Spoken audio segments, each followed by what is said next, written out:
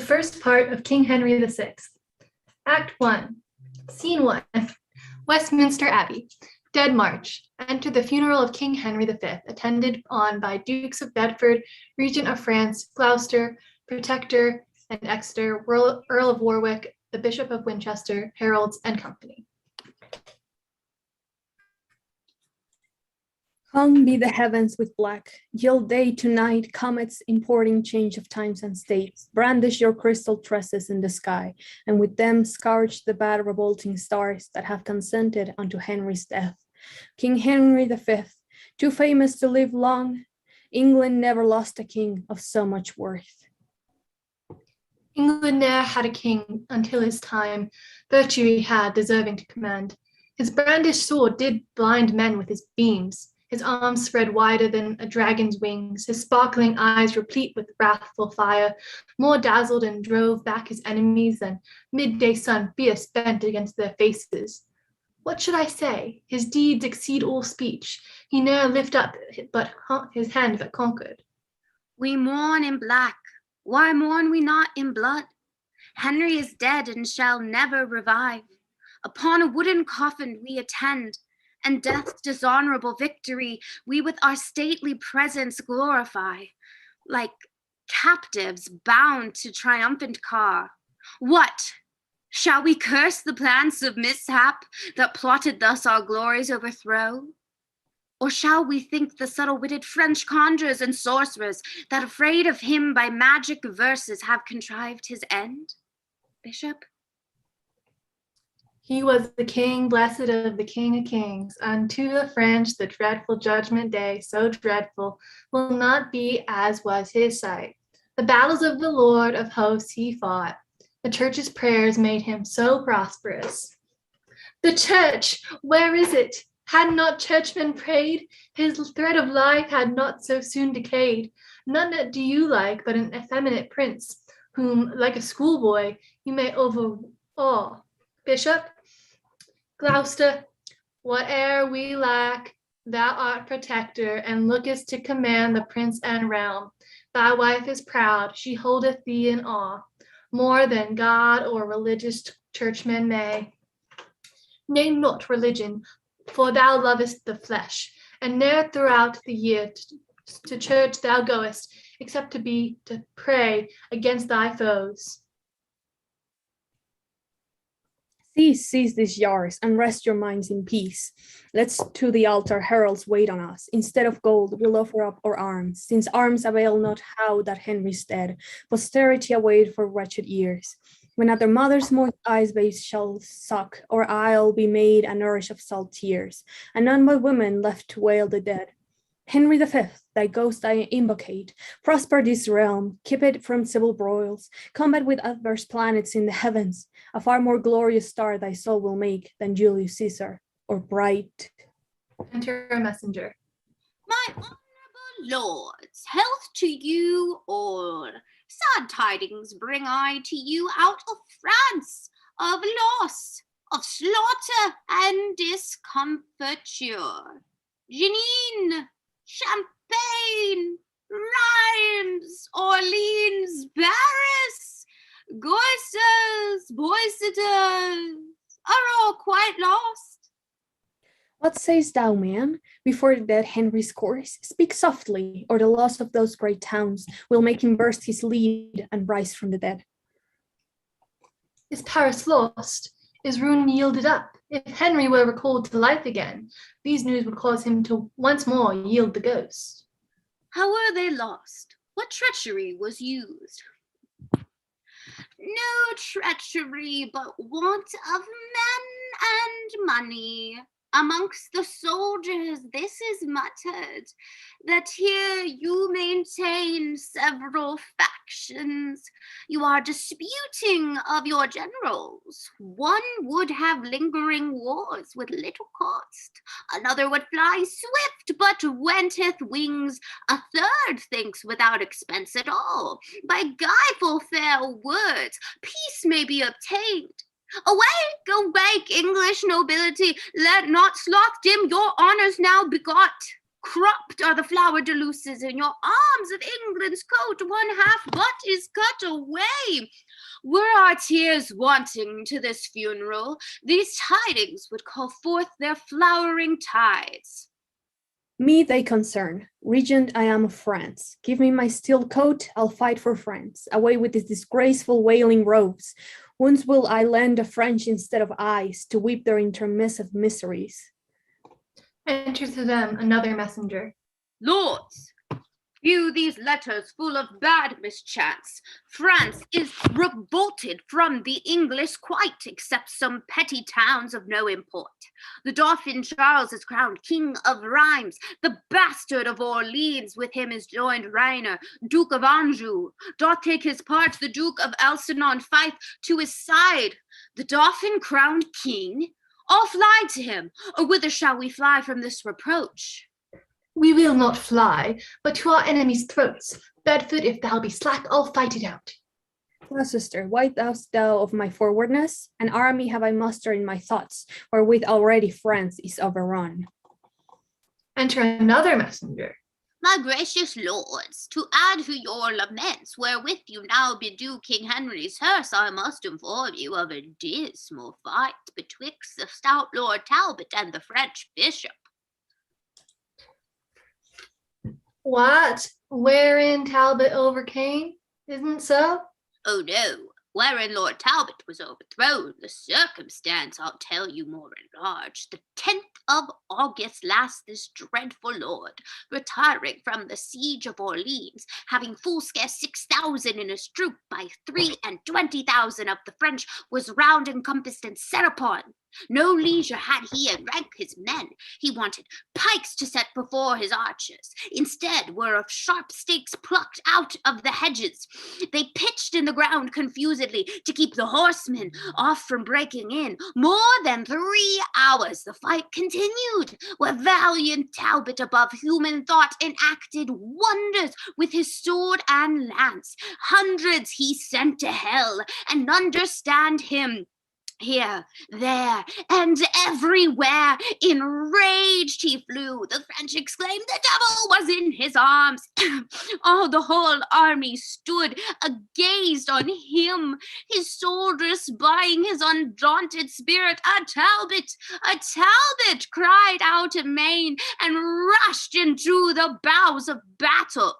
Here, had the conquest fully been sealed up, Sir John Falstaff had not played the coward, he being in the ward placed behind with purpose to relieve, and followed them, cowardly fled, not having struck one stroke. Hence grew the general wreck and massacre. Enclosed were they with their enemies, a base Walloon to win the Dauphin's grace. Thus Talbot with a spear into his back, whom all France with their chief assembled strength durst not presume to look once in the face. Is Talbot slain? Then I will slay myself, for living idly here in Pompanese, with such a worthy leader, wanting aid unto his dastard foeman, is betrayed. Oh no, he lives, but is took prisoner, and Lord Scales with him and Lord Hungerford, most of the rest slaughtered, or took likewise. His ransom there is none, but I shall pay. I'll hail the Dauphin headlong from his throne. His crown shall be ransom of my friend. 4 of their lords I'll change for one of ours. Farewell, my masters. To my task will I bonfires in France forthwith I am to make, to keep our great St. George's festival withal. 10,000 soldiers with me I will take, whose bloody deeds shall make all Europe quake. So you had need, for Orleans is besieged. That English army is grown weak and faint. The Earl of Salisbury craveth supply, and hardly keeps his men from mutiny, since they so few watch such a multitude. Remember, lords, your oaths to Henry sworn, either to quell the Dauphin utterly, or bring him in obedience to your yoke. I do remember it, and here take my leave, to go about my preparation. Exit. All to the tower with all the haste I can, to view the artillery and munition, and then I will proclaim young Henry king. Exit. To Elthame will I, whence the young king is, being ordained his special governor, and for his safety there I'll best devise. Exit.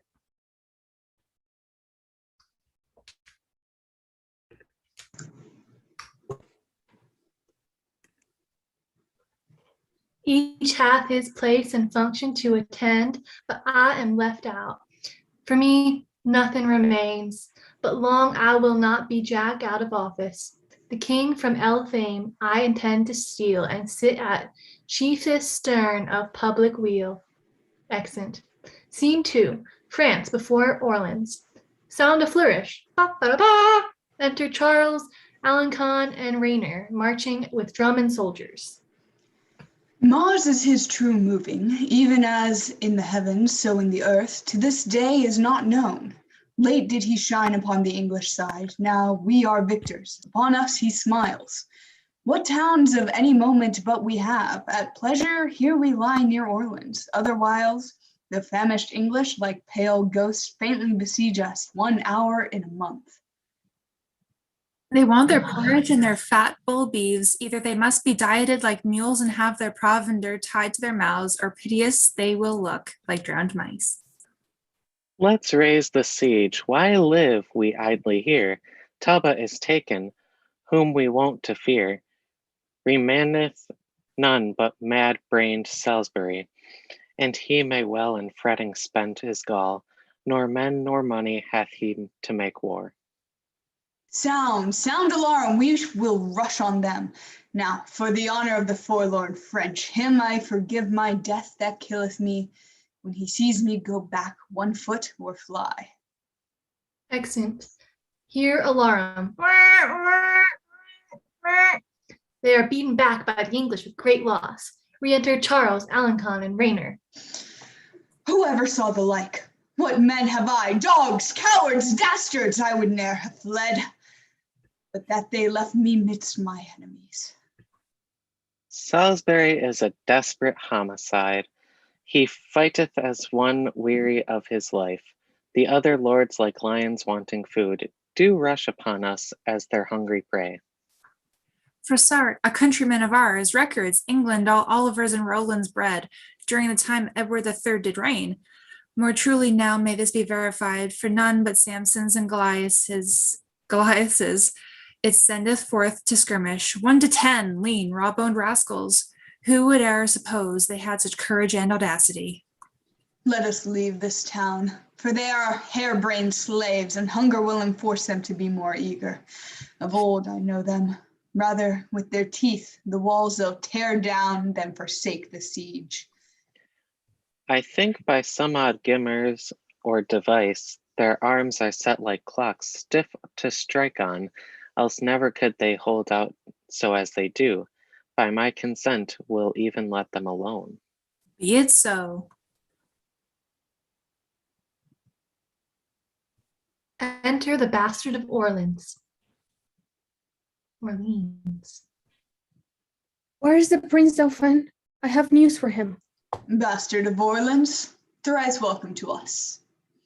Methinks your looks are sad, your cheer appalled. Hath the late overthrow wrought this offence? Be not dismayed, for succor is at hand. A holy maid hither with me I bring, which by a vision sent to her from heaven, ordained is to raise this tedious siege, and drive the English forth the bounds of France. The spirit of deep prophecy she hath, exceeding the 9 sibyls of old Rome. What's past and what's to come she can descry. Speak, shall I call her in? Believe my words, for they are certain and infallible. Go, call her in. But first, Exit bastard of Orleans. to try her skill. Rainer, stand thou as Dauphin in my place. Question her proudly. Let thy looks be stern. By this means we shall sound what skill she hath. Re-enter the bastard of Orleans with Joan la Pucelle. Fair maid, is it thou wilt do these wondrous feats? Rainer, is't thou that thinks to beguile me? Where's the Dauphin? Come from behind. I know thee well, though never seen before. Be not amazed. There's nothing hid from me. In private will I talk with thee apart. Stand back, you lords, and give us leave a while. She takes upon her bravely at first dash. Dauphin, I am by birth a shepherd's daughter, my wit untrained in any kind of art. Heaven and Our Lady Gracious hath it pleased to shine on my contemplate estate. Lo, whilst I waited on my tender lambs, and to sun's parching heat displayed my cheeks, God's mother deigned to appear to me, and in a vision full of majesty, willed me to leave my base vocation and free my country from calamity. Her aid she promised and assured success. In complete glory she revealed herself. And whereas I was black and swart before, with those clear rays which she infused on me, that beauty am I blessed with which you see. Ask me what question thou canst possible, and I will answer unpremeditated. My courage try by combat, if thou darest, and thou shalt find that I exceed my sex. Resolve on this. Thou shalt be fortunate if you receive me for thy warlike mate. Thou hast astonished me with thy high terms. Only this proof all of thy valor make. In single combat thou shalt buckle with me, and if thou vanquishest, thy words are true. Otherwise I renounce all confidence. I am prepared. Here is my keen-edged sword, decked with 5 flowered luces on each side, the which to reign in St. Catherine's churchyard. Out a great deal of old iron I chose forth. Then come, on God's name. I fear no woman. And while I live, I'll never fly from a man. Here they fight, and Joan La Pucelle overcomes. Stay thy hands. Thou art an Amazon, and fightest with the sword of Deborah. Christ's mother helps me, else I were too weak. Whoe'er helps thee, 'tis thou that must help me. Impatiently I burn with thy desire. My heart and hands thou hast at once subdued. Excellent Pucelle, if thy name be so, let me thy servant and no sovereign be. 'Tis the French Dauphin sueth to thee thus. I must not yield to any rites of love, for my profession's sacred from above. When I have chased all thy foes from hence, then I will think upon a recompense. Meantime, look gracious on thine prostrate thrall. My lord, methinks, is very long in talk. Doubtless he shrives this woman to her smock, else ne'er could he so long protract his speech. Shall we disturb him, since he keeps no mean? He may mean more than we poor men do know. These women are shrewd tempters with their tongues. My lord, where are you? What devise you on? Shall we give over Orleans or no? Why no? I say, distrustful recreants, fight till the last gasp. I will be your guard. What she says, I'll confirm. We'll fight it out. Assigned am I to be the English scourge, the night the siege assuredly I'll raise. Expect St. Martin's summer, halcyon days, since I have entered into these wars. Glory is like a circle in the water, which never ceaseth to enlarge itself, till by broad spreading it disperse to naught. With Henry's death, the English circle ends. Dispersed are the glories it included. Now am I like that proud, insulting ship which Caesar and his fortune bare at once. Was Mahomet inspired with a dove? Thou with an eagle art inspired then. Helen, the mother of the great Constantine, nor yet St. Philip's daughters, we are like thee, bright star of Venus, fallen down on the earth. How may I reverently worship thee enough? Leave off delays and let us raise the siege. Woman, do what thou canst to save our honors, drive them from Orleans, and be immortalized. Presently we'll try. Come, let's away about it. No prophet will I trust if she prove false. Exeunt. Scene 3, London, before the Tower. Enter Gloucester with his serving men in blue coats. I am come to survey the Tower this day. Since Henry's death, I fear there is a conveyance where be these warders, that they wait not here. Open the gates, 'tis Gloucester that calls. Who's there that knocks so imperiously? First serving man, it is the noble Duke of Gloucester. Where he be, you may not be let in. First serving man villains, answer you so to the Lord Protector? The Lord protect him, so we answer him. We do no otherwise than we are willed. Who willed you? Or whose will stands but mine? There's none protector of the realm but I. Break up the gates, I'll be your warrant ties. Shall I be flouted thus by dunghill grooms? Gloucester's men rush the tower gates, and Woodville the lieutenant speaks within. What noise is this? What traitors have we here? Lieutenant, is that whose voice I hear? Open the gates, here's Gloucester that would enter. Have patience, noble Duke, I may not open. The Cardinal of Winchester forbids. From him I have express commandment, that thou nor none of thine shall be let in.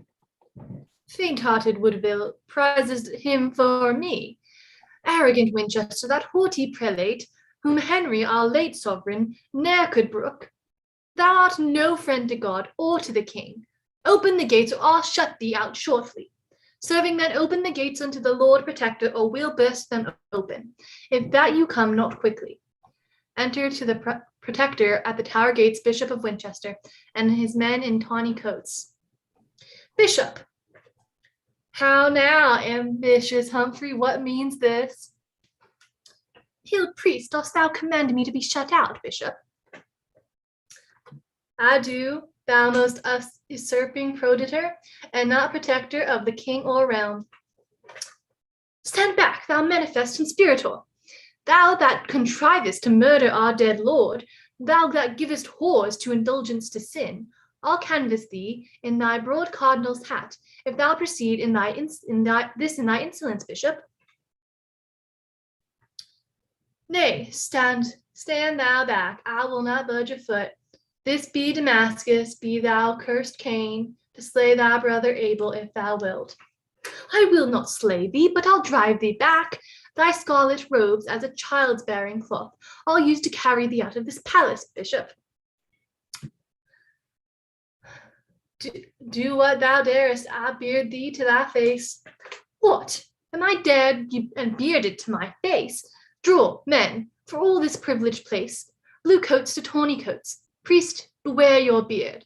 I mean to tug it and to cuff you soundly. Under my feet I stamp thy cardinal's hat, in spite of pope or dignities of church. Here, by the cheeks I'll drag thee up and down. Gloucester, thou wilt answer this before the pope. Winchester goose, I cry, a rope, a rope.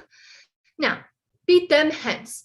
Why did you let them stay? Thee I'll chase hence, thou wolf in sheep's array.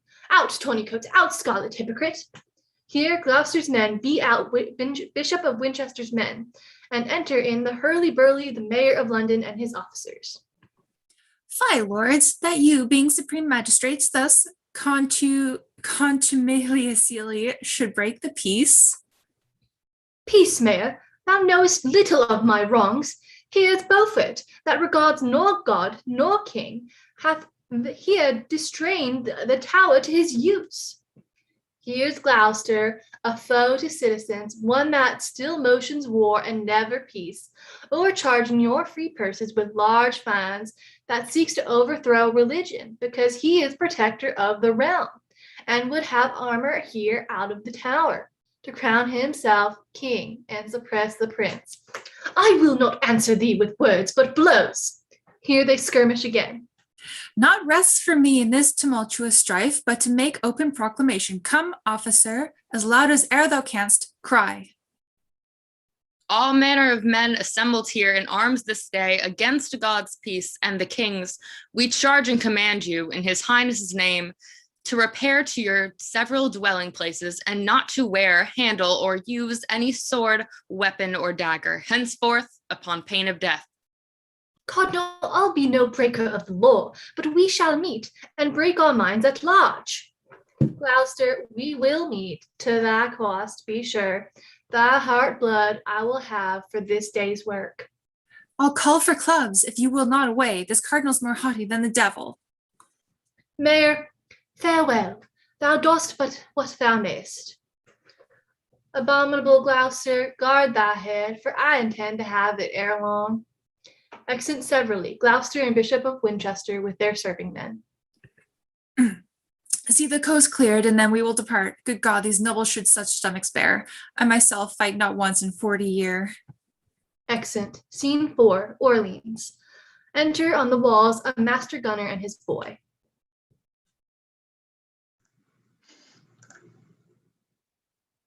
I believe Master Gunner speaks first.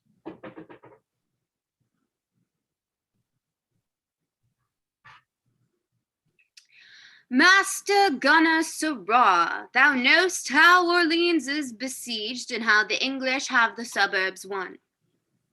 Father, I know, and have often shot at them. However, unfortunate, I missed my aim, Master Gunner. But now thou shalt not. Be thou ruled by me, Chief Master Gunner. Am I of this town something I must do to procure my grace? The Princess Esfiels have informed me how the English in the suburbs once entrenched want, through secret grate of iron bars in yonder tower, to overpeer the city, and thence discover how with most advantage they may vex us with shot or with assault to intercept this inconvenience. A piece of ordnance against it I have placed, and even these 3 days I have watched, and if I could see them, now thou do watch, for I can stay no longer. If thou spiest any, run, bring me word, and thou shalt find me at the governor's. Exit.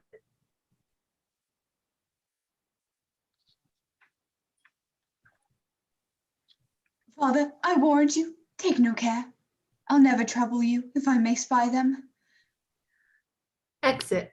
Enter on the turrets Salisbury and Talbot, Glansdale, Gargrave, and others. Talbot, my life, my joy again returned. How wert thou handled being prisoner? Or by what means goest thou to be released? Discourse, I prithee, on this turret's top. The Duke of Bedford had a prisoner called the brave Lord Ponton de Centrales. For him I was exchanged and ransomed, but with a baser man of arms by far. Once in contempt they would have bartered me, which I disdaining scorned, and craved death, rather than I would be so vile esteemed and fine redeemed. I was as I desired. But oh, the treacherous Faustulf wounds my heart, whom with my bare fists I would execute, if I now had him brought into my power. Yet tell'st thou not how thou wast entertained. With scoffs and scorns and contemptuous taunts, an open market place produced they me, to be a public spectacle to all. Here, said they, is the terror of the French, the scarecrow that affrights our children so. Then broke I from the officers that led me, and with my nails digged stones out of the ground, to hurl at the beholders of my shame. My grisly countenance made others fly. None durst come near for fear of sudden death. In iron walls they deemed me not secure, so great fear of my name mongst them was spread, that they supposed I could rend bars of steel, and spun in pieces post of a damnant, wherefore a guard of chosen shot I had, that walked about me every minute while, and if I did but stir out of my bed, ready they were to shoot me to the heart. Enter the boy with the linstock. I grieve to hear what torments you endured, but we will be revenged sufficiently. Now it is supper time in Orleans. Here, though, this great, I count each one and view the Frenchmen how they fortify. Let us look in. The sight which much delight thee, Sir Thomas Gargrave and Sir William Glansdale, let me have your express opinions where is best place to make our battery next. I think at the north gate, for there stands lords. And I here the bulwark of the bridge. For aught I see, this city must be famished, or with light skirmishes enfeebled. Here they shoot. Salisbury and Gargrave fall. Oh Lord, Have mercy on us, wretched sinners. O Lord, have mercy on me, woeful man. What chance is this that suddenly hath crossed us? Speak, Salisbury, at least, if thou canst speak. How farest thou, mirror of all martial men? One of thy eyes and thy cheek's side struck off. Accursed tower, accursed fatal hand, that hath contrived this woeful tragedy. In 13 battles Salisbury overcame. Henry the Fifth he first trained to the wars. Whilst any trump did sound or drum stuck up, his sword did never leave striking in a field. Yet livest thou, Salisbury? Though thy speech doth fail, one eye thou hast to look to heaven for grace. The sun with one eye vieweth all the world. Heaven be thou gracious to none alive. If Salisbury wants mercy at thy hands, bear hence this body, I will help to bury it. Sir Thomas Gargrave, hast thou any life? Speak unto Talbot. Nay, look up to him. Salisbury, cheer thy spirit with this comfort. Thou shalt not die whiles. He beckons with his hand and smiles on me, as who should say, when I am dead and gone, remember to avenge me on the French. Plantagen and I will, and like thee, Nero, play on the lute, beholding the towns burn. Wretched shall France be only in my name. Hear an alarm, and it thunders and lightnings. What stir is this? What tumults in the heavens? Whence cometh this alarum and the noise? Enter a messenger. My lord, the French have gathered head. The Dauphin with one Joan la Pucelle, joined a holy prophetess new rising up, is come with a great power to raise the siege. Here Salisbury lifteth himself up and groans. Hear, hear, how dying Salisbury doth groan. It irks his heart he cannot be revenged. Frenchman, I'll be a Salisbury to you. Pucelle or puzzle, dolphin or dogfish, your hearts I'll stamp out with my horse's heels, and make a quagmire of your mingled brains. Convey me a Salisbury into his tent, and then we'll try what these dastard friends dare. Alarum. Accent. Scene 5, the same. Here an alarm again. And Talbot pursueth the Dolphin, and driveth him. Then enter Joan la Pucelle, driving Englishmen before her, and exit after them, and then re-enter Talbot. Where is my strength, my valor, my force? Our English troops retire, I cannot stay them. A woman clad in armor chaseth them. Re-enter Joan la Pucelle. Here she comes. I'll have a bout with thee, devil or devil's dam. I'll conjure thee. Blood will I draw on thee, thou art a witch, and straightway give thy soul to him thou servest. Come, 'tis only I that must disgrace thee. Here they fight. Heavens, can you suffer hell so to prevail? My breast I'll burn with straining of my courage, and from my shoulder crack my arms asunder, but I will chastise this high-minded strumpet. They fight again. Talbot, farewell, thy honor not yet come. I must go, victual Orleans forthwith. A short alarm. Then enter the town with soldiers. O'ertake me if thou canst. I scorn thy strength. Go, cheer up thy hungry, starved men. Help Salisbury to make his testament. This day is ours, as many more shall be. Exit.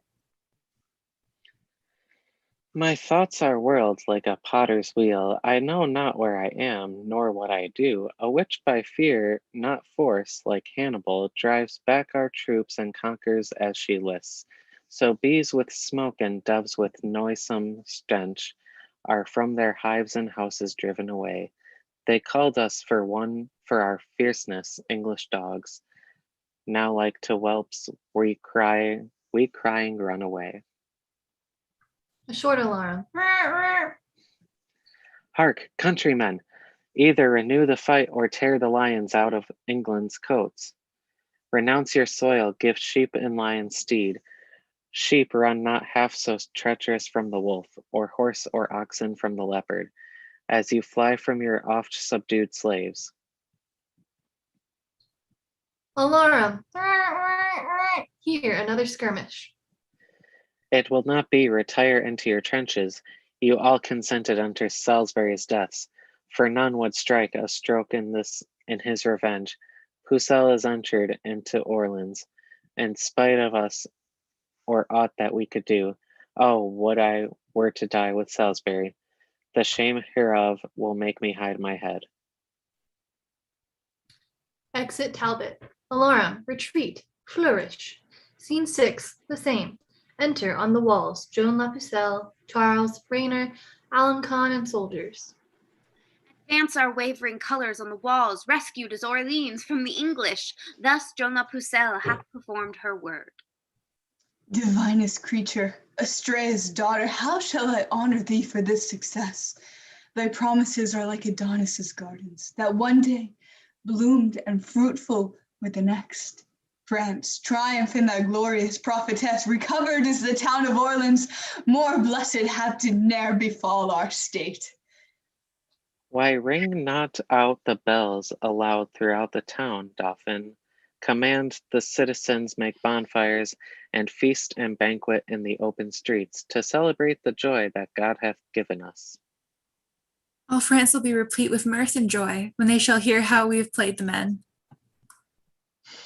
'Tis Joan, not we, by whom the day is won, for which I will divide my crown with her, and all the priests and friars in my realm shall in procession sing her endless praise. A statelier Paramus to her I'll rear than Rhodopes or Memphis's ever was. In memory of her, when she is dead, her ashes in an urn more precious than the rich jewels of Darius, transported shall be at high festivals before the kings and queens of France.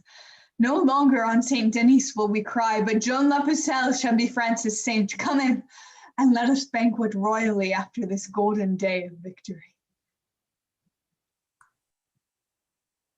Flourish. Exit. Act 2. Scene 1. Before Orleans. Enter a sergeant of a band with 2 sentinels. Sirs, take your places and be vigilant. If any noise or soldier you perceive near to the walls by some apparent sign, let us have knowledge at the court of guard. Sergeant, you shall. Exit Sergeant. Thus our poor servitors, when others sleep upon their quiet beds, constrained to watch in darkness, rain, and cold. Enter Talbot, Bedford, Burgundy, and forces with scaling ladders, their drums beating a dead march. Lord Regent and redoubted Burgundy, by whose approach the regions of Artois, Walloon, and Picardy are friends to us. This happy night the Frenchmen are secure, having all day caroused and banqueted.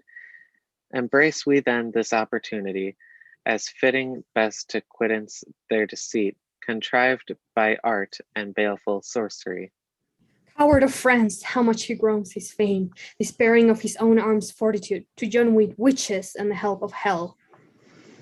Traitors have never other company, but what's that Pucelle whom they term so pure? A maid, they say. A maid, and be so martial. Pray God she prove not masculine ere long, if underneath the standard of the French she carry armor as she hath begun. Well, let them and converse with spirits. God is our fortress, in whose conquering name let us resolve this to scale their flinty bulwarks. Ascend, brave Talbot, we will follow thee. Not altogether. Better far, I guess, that we do make our entrance several ways, that if it chance the one of us do fail, the other yet may rise against their force. Agreed, all to yon corner. And I to this. And here will Talbot mount or make his grave. Now Salisbury for thee, and for the right of English Henry, shall this night appear, how much in duty I am bound to both.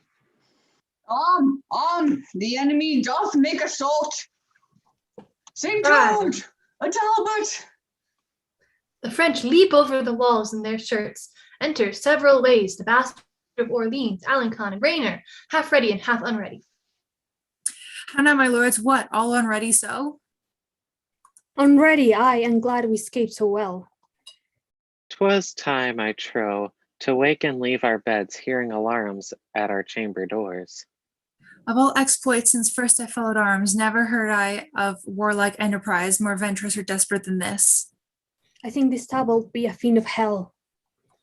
If not of hell, the heavens sure favor him. Here cometh Charles, and marvel how he sped. Tut, holy Joan was his defensive guard. Enter Charles and Joan Lafazelle. Is this thy cunning, thou deceitful dame?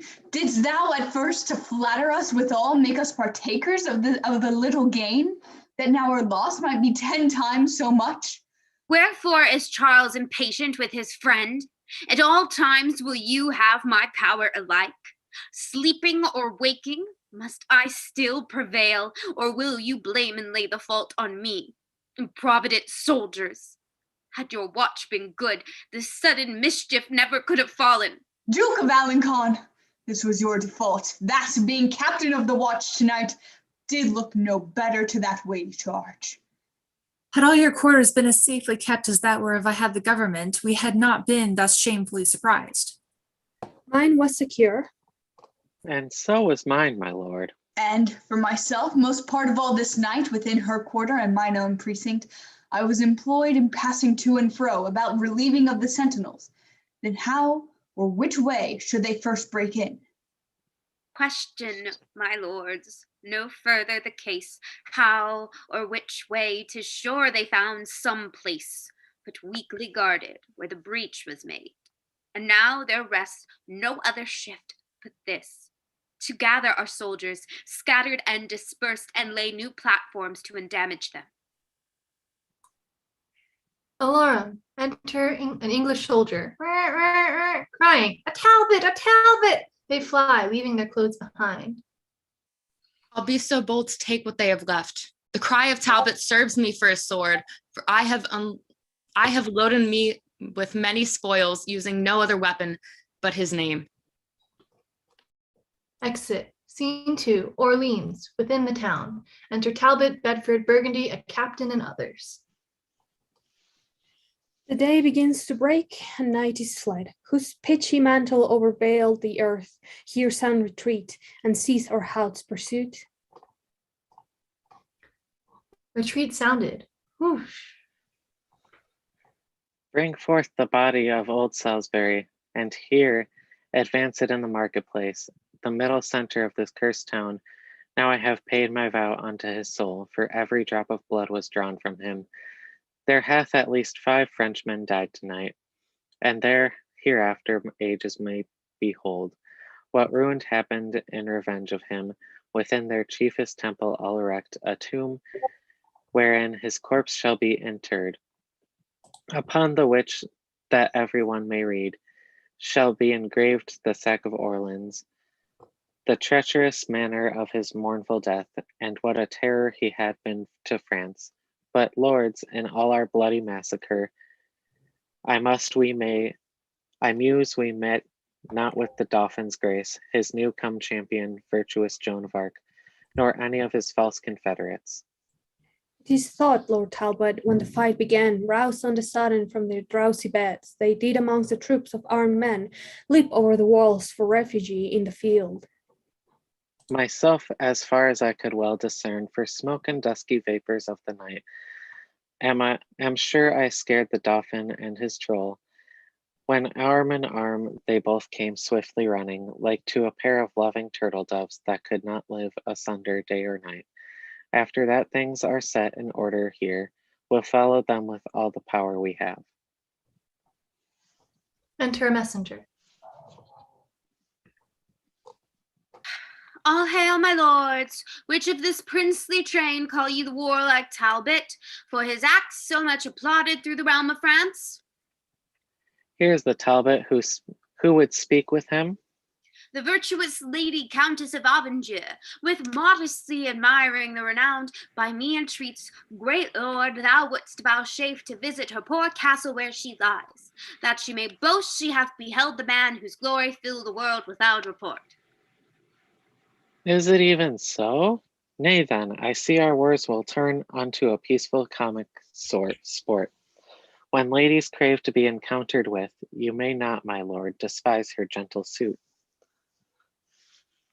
Never trust me then, for when a world of men could not prevail with all their oratory, yet hath a woman's kindness overruled, and therefore tell her I return great thanks, and in submission will attend on her. Will not your honors bear me company? No, truly, it is more than manners will, and I have heard it said, unbidden guests are often welcomest when they are gone. Well then, alone, since there's no remedy, I mean to prove this lady's courtesy. Come hither, captain. You perceive my mind? Do, my lord, and mean accordingly. Extant. Scene 3. Auvergne, the Countess's castle. Enter the Countess and her porter.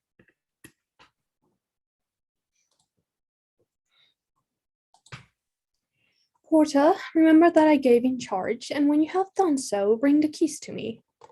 Madam, I will. Exit. The plot is laid. If all things fall out right, I shall as famous be by this exploit as Scythian Tomarus by Cyrus' death. Great is the rumor of this dreadful knight, and his achievements of no less account. Fain will mine eyes be witness with mine ears to give their censure and these rare reports. Enter messenger and Talbot. Madam, according as your ladyship desired, by message crave, so is Lord Talbot come. And he is welcome. What, is this the man? Madam, it is. Is this the scourge of France? Is this the Talbot, so much feared abroad, that with this his name the mothers still their babes? His report is fabulous and false. I thought I should have been some Hercules, a second Hector, for his grim aspect and large proportion of his strong-kneed limbs. Alas, this is a child, a silly dwarf. It cannot be this weak and brittle shrimp.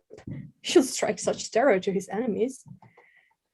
Madam, I have been bold to trouble you, but since your ladyship is not at leisure, I'll sort some other time to visit you. What means he now? Go ask him whither he goes.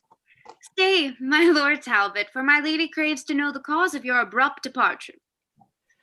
Mary, for that she's in a wrong belief, I go to certify her Talbot's here. Re-enter porter with keys. If thou be he, then art thou prisoner? Prisoner? To whom? To me, bloodthirsty lord, and for that cause I trained thee to my house. Long time thy shadow hath been thrall to me, for in my gallery thy picture hangs, but now the substance shall endure the like, and I will change his legs and arms to thine, that hast by tyranny these many years wasted our country, slain our citizens, and sent our sons and husbands captivate. Laughest thou, wretch? Thy mirth shall turn to moan. I laugh to see your ladyship so fond to think that you have aught but Talbot's shadow, whereon to practice your severity. Why, art thou not thou the man? I am indeed. Then have I substance too. No, I am but shadow of myself. You are deceived, my substance is not here, for what you see is but the smallest part and least proportion of humanity. I tell you, madam, were the whole frame here, it is of such a spacious lofty pitch, your roof were not sufficient to contain it. This is a riddling merchant for the nonce. He will be here, and yet he is not here. How can these contraries agree? That will I show you presently. winds his horn, drums strike up,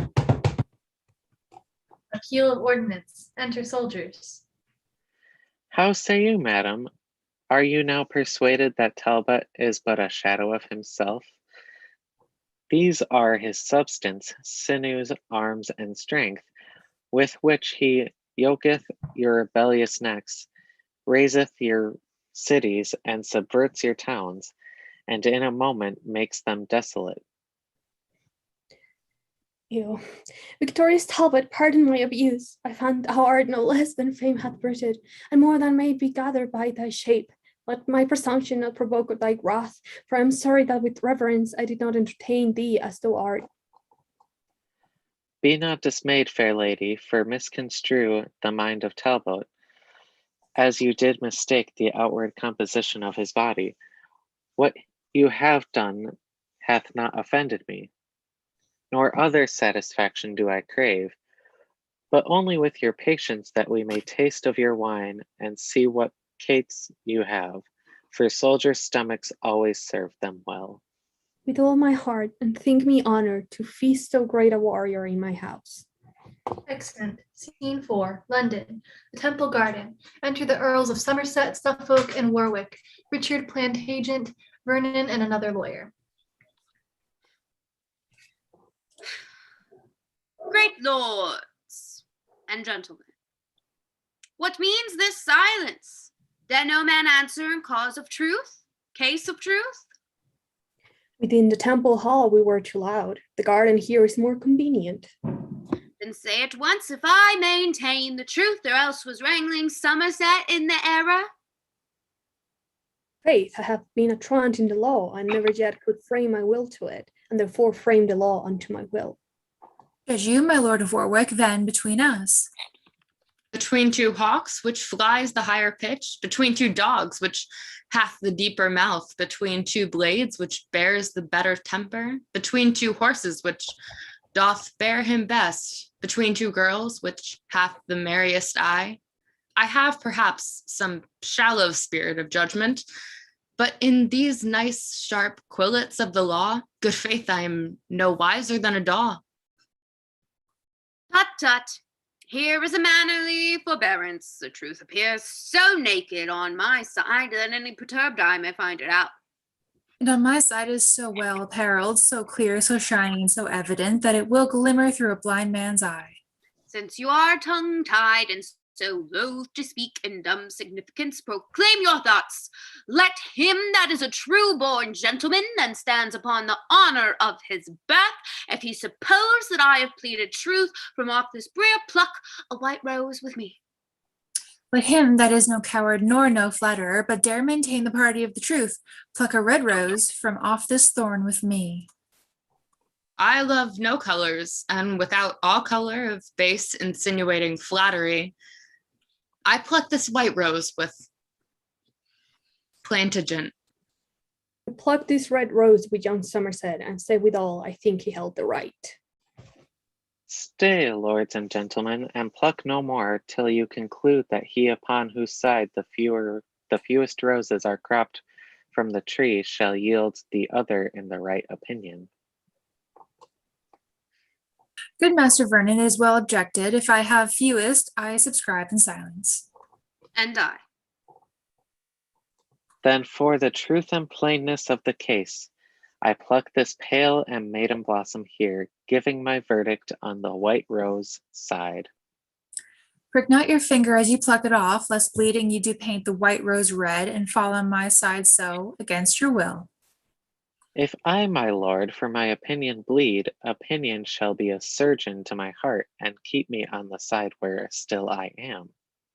Well, well, come on, who else? Unless my study and my books be false, the argument you held was wrong in you. In sign whereof I pluck a white rose too. Now, Somerset, where is your argument? Here in my scabbard, meditating that shall dye your white rose in a bloody red. Meantime, your cheeks do counterfeit our roses, for pale they look with fear, as witnessing the truth of our gay side. No, Plantagenet, 'tis not for fear, but anger that thy cheeks blush for pure shame to counterfeit our roses, and yet thy tongue will not confess thy error. Hath not thy a rose canker, Somerset? Hath not thy rose a thorn, Plantagenet? Aye, sharp and piercing, to maintain his truth whilst thy consumer canker eats his falsehood. Well, I'll find friends to wear my bleeding roses that shall maintain what I have said is true, where else Plantagenet dare not be seen. Now, by this maiden blossom in my hand, I scorn thee and thy fashion peevish boy. For now thy scorns his way, Plantagenet. Pound Paul, I will, and scorn him and thee.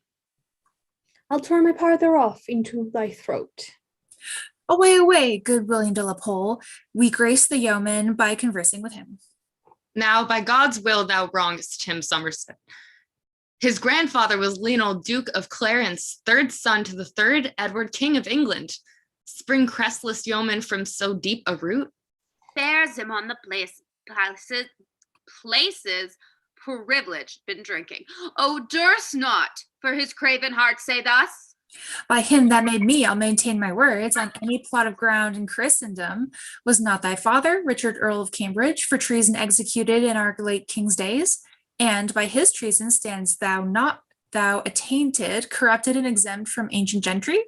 His trespass yet lives guilty in thy blood, and till thou be restored, thou art a yeoman. My father was attached, not attained, condemned to die for treason, but no traitor.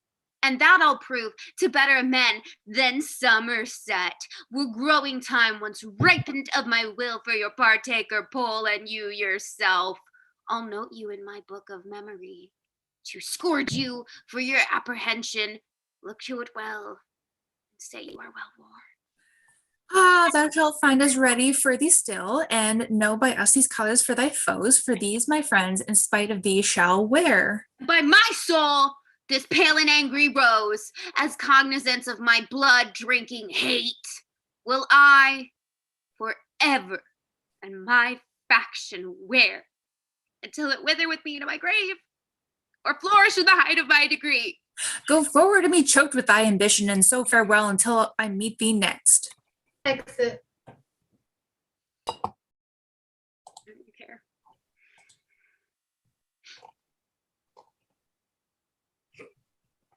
All right, I'll just say my line.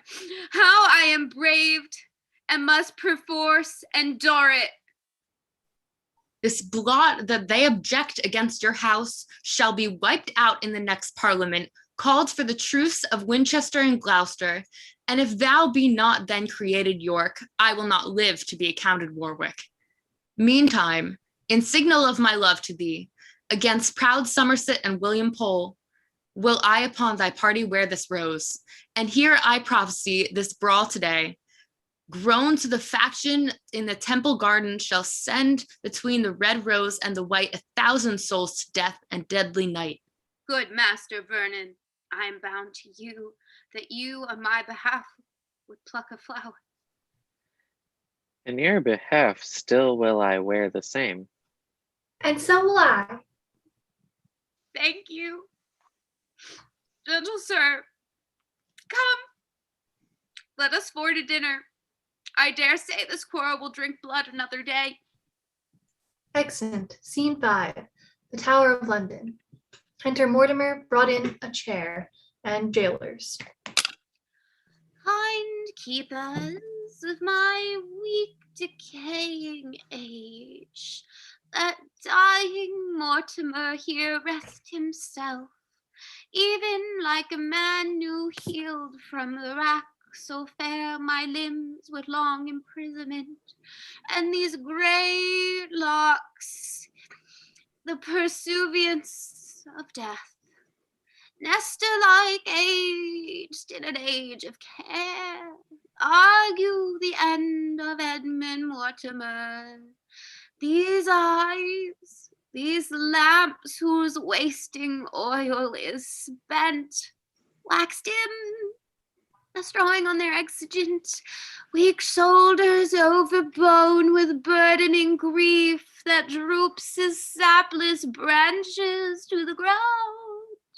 Yet are these feet whose strength is is numb, unable to support this lump of clay, swift-winged with desire to get a grave, as witting I no other comfort have. But tell me, keeper, will my nephew come?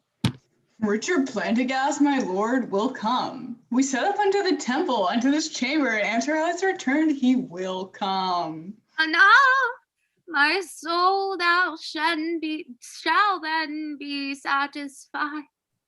For gentleman is wrong doth equal mine, since Henry Monmouth first began to reign, before whose glory I was in great arms. This loathsome sequestration have I had, and even since then hath Richard been obscure. But now the arbitrator of despair's just death, kind umpire of men's miseries, with sweet enlargement doth dismiss me hence. I would his troubles likewise were expired, that so he might recover what was lost. My lord, Richard your lovely Plantagenet. nephew has come. Enter Richard Plantagenet. Oh, hold on. Richard Plantagenet, my friend, is he come? I, noble uncle, thus ignobly used, your nephew late despised Richard comes. Direct mine arms as I may embrace his neck, and in his bosom spend my latter grasp. Oh, tell me why, when my lips doth do touch his cheeks, that I may kindly give one fainting kiss. And now declare, sweet stem from York's great stock, why didst thou say of late thou wert despised? First, lean thine aged back against mine arm, and in that ease I'll tell thee my disease. This day, in argument upon a case, some words there grew twixt Somerset and me, among which terms he used in his lavish tongue, and did upbraid me with my father's death, which obliquely set bars before my tongue. Else with the like had I requited him. Therefore, good uncle, for my father's sake, in honor of true Plantagenet, and for a lion's sake, declare the cause my father, Earl of Cambridge, lost his head. That cause, fair nephew, that imprisoned me and hath detained me all my flowering youth within a loathsome dungeon there to pine, was cursed instrument of his decease. Discover more at large what cause that was, for I am ignorant and cannot guess, and will, if that my fading breath permit, and death approach not ere my tale be done. Henry the Fourth, grandfather to this king, disposed his nephew Richard, Edward's son, the first begotten and the lawful heir of Edward, king the third of that descent, during whose reign the Percies of the north, finding his usurpation most unjust, endeavored my advancement to the throne. The reason moved these warlike lords to this was for that young king Richard thus removed, leaving no heir begotten of his body. I was the next by birth and parentage, for my mother I derived am from Lionel, Duke of Clarence, and the third son to King Edward, and the third, whereas from John the Gaunt doth bring his pedigree. Who can follow this, being but fourth of that heroic line? But mark, in the haughty attempt they labored to plant the rightful heir, I lost my liberty, and they their lives. Long after this, when Henry V, succeeding his father, Bolding broke did reign, what is this previously on? Thy father, Earl of Cambridge, then derived from famous Edmund Langley, Duke of York, marrying my sister, that thy mother was.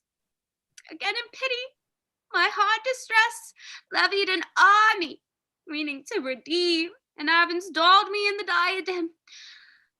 But as the rest so fall, that noble earl, and was beheaded thus to Mortimer's, to whom tide rested was suppressed, of which, my lord, your honor is the last. True, and thou seest that I have no issue have, and that my fainting words do warrant death. Thou art my heir. The rest I wish thee gather, but yet be wary in thy studious care.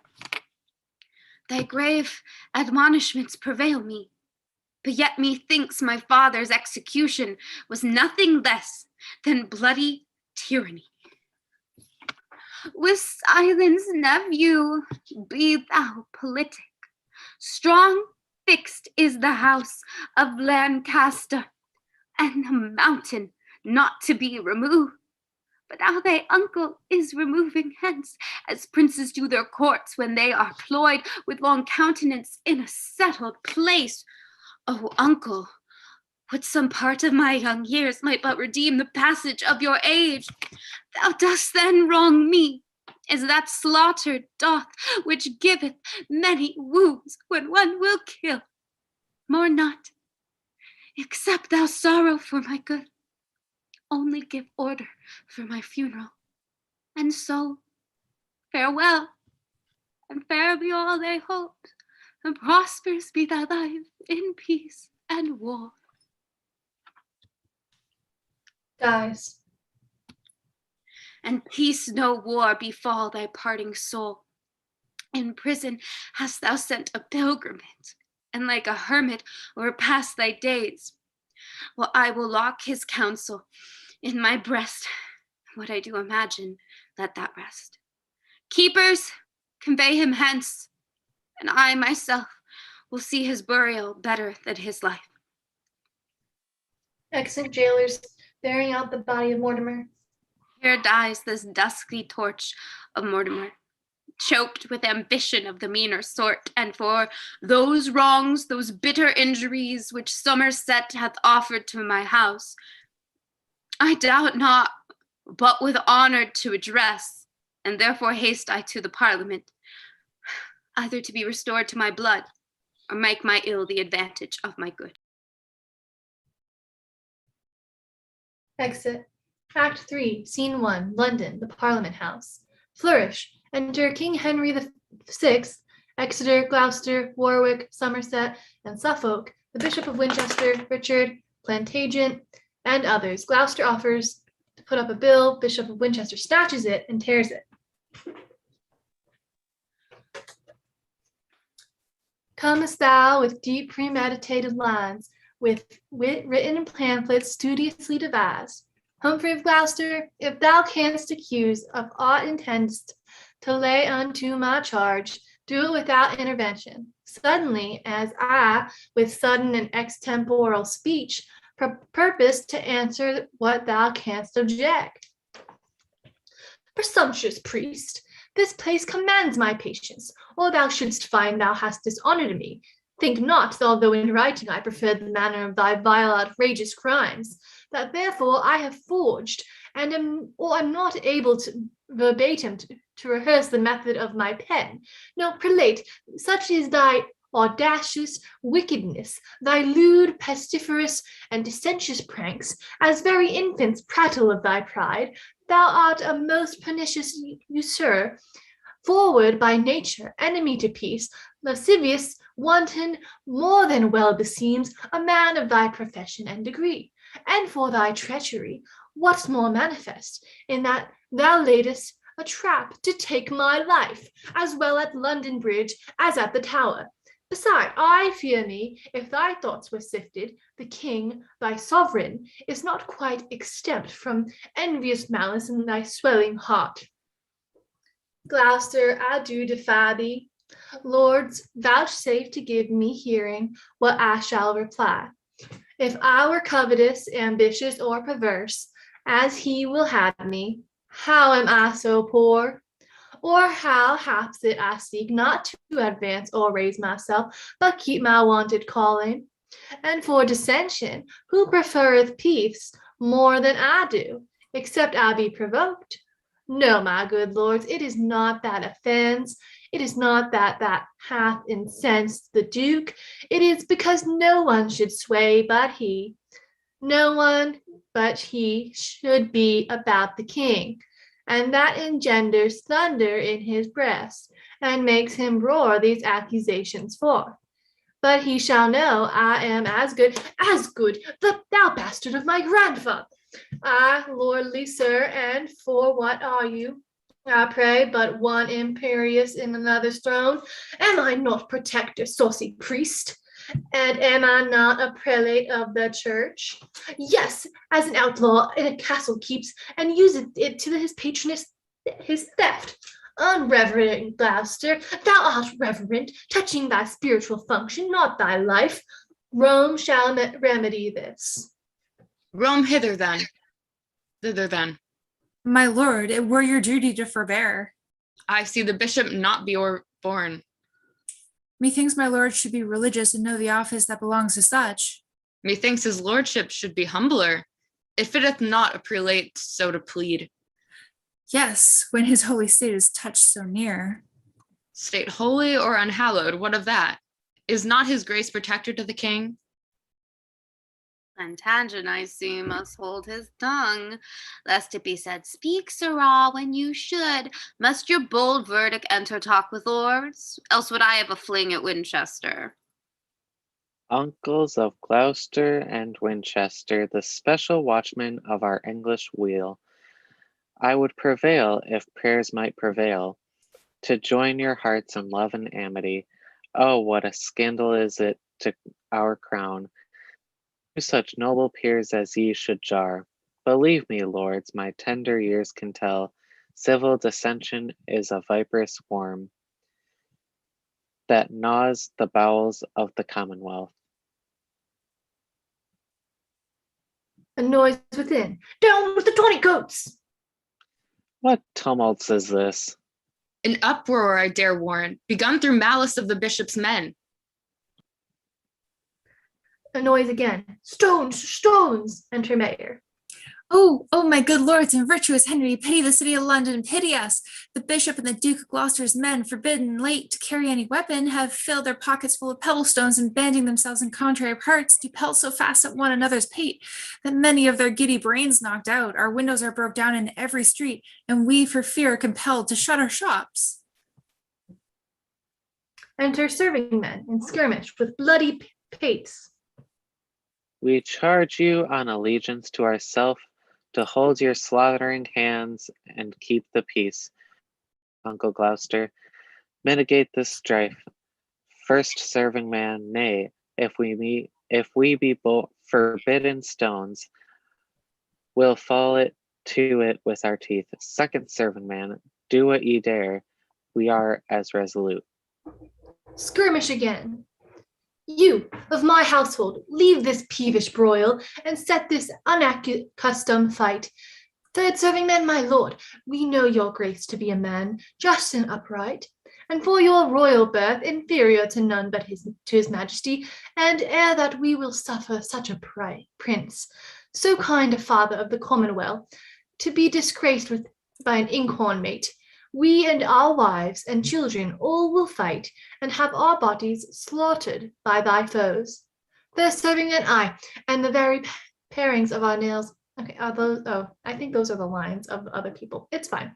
And the very parings of our nails shall pitch a funeral. We are dead. Begin again. Stay, I say, and if you love me as you say you do, let me persuade you to forbear a while. Oh, I how this apologize discord. for that. Excuse me, the king is talking now? Apologies. Oh my God. Oh, how this discord doth afflict my soul. Can you, my lord of Winchester, behold my sighs and tears will not once relent? Who should be pitiful if you be not? Or who should study to prefer a peace if holy churchmen take delight in broils? Yield, my lord protector, yield, Winchester. Except you mean with obstinate repulse to slay your sovereign and destroy the realm. You see what mischief and what murder too hath been enacted through your enmity? Then be at peace, except ye thirst for blood. He shall submit, or I will never yield. Compassion on the king commands me stoop, or I would see his heart out, ere the priest should ever get the privilege of me. Behold, my lord of Winchester, the duke hath banished moody, discontented fury, as by his smoothed brows it doth appear. Why look you so stern and tragical? Here, Winchester, I offer thee my hand. Fie, Uncle Beaufort. I have heard you preach that malice was a great and grievous sin, and will not you maintain the thing you teach, but prove offender in the same? Sweet king, the bishop hath a kindly gird. For shame, my lord of Winchester, relent. What, shall a child instruct you what to do? Well, Duke of Gloucester, I will yield to thee. Love for thy love, and hand for hand I give. Ay, but I fear me with a hollow heart. See here, my friends and loving countrymen, this token serveth for a flag of truce betwixt ourselves and all our followers. So help me God, as I dissemble not. So help me God, as I intended not. O loving uncle, King Duke of Gloucester, how joyful am I made by this contract. Away, my masters, trouble us no more, but join in friends as you lords have done.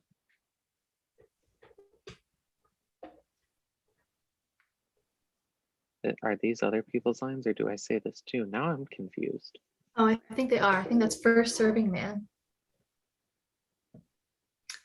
You can just keep reading them though. That's what So I will I, and I will see what physic the tavern affords. Exit serving man, mayor, and company. Warwick, take it away.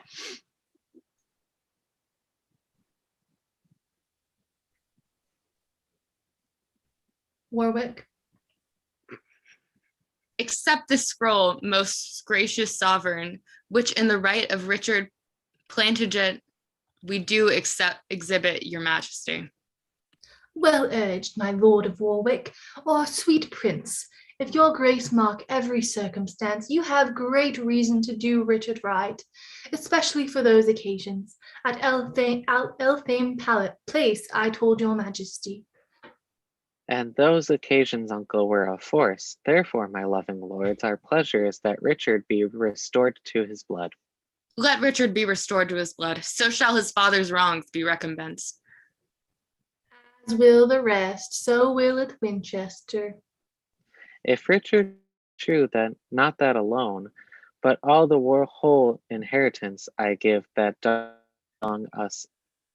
belong unto the house of York, from whence you spring by lineal descent. Thy humble servant vows obedience and humble service till the point of death.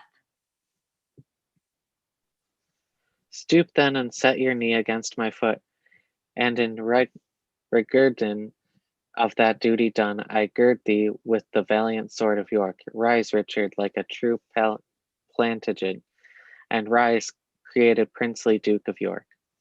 And so thrive, Richard, as thy foes may fall, and as my duty springs, so perish they that grudge one thought against your majesty. Welcome, High Prince, the mighty Duke of York. Thank you.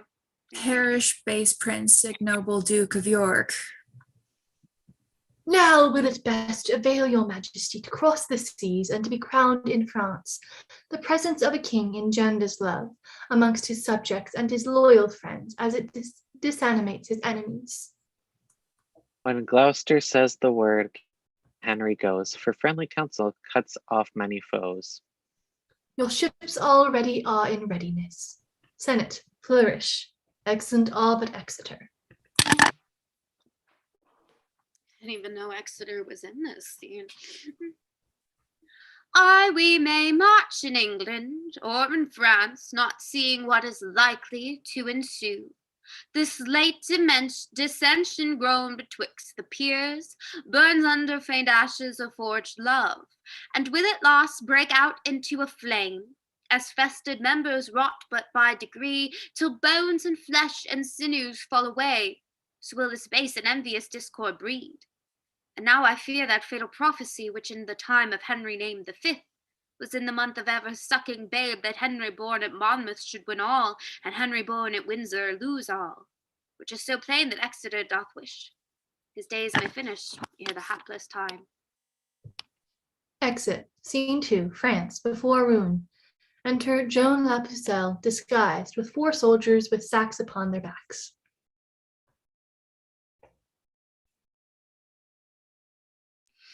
I forgot my sword. These are the city gates of the ruin, through which our policy must make a breach. Take heed, be wary how you place your words. Talk like the vulgar sort of market men that come to gather money for their corn. If we have entrance, as I hope we shall, and that we find the sloth is watch but weak, I'll by a sign give notice to our friends that Charles the Dauphin may encounter them.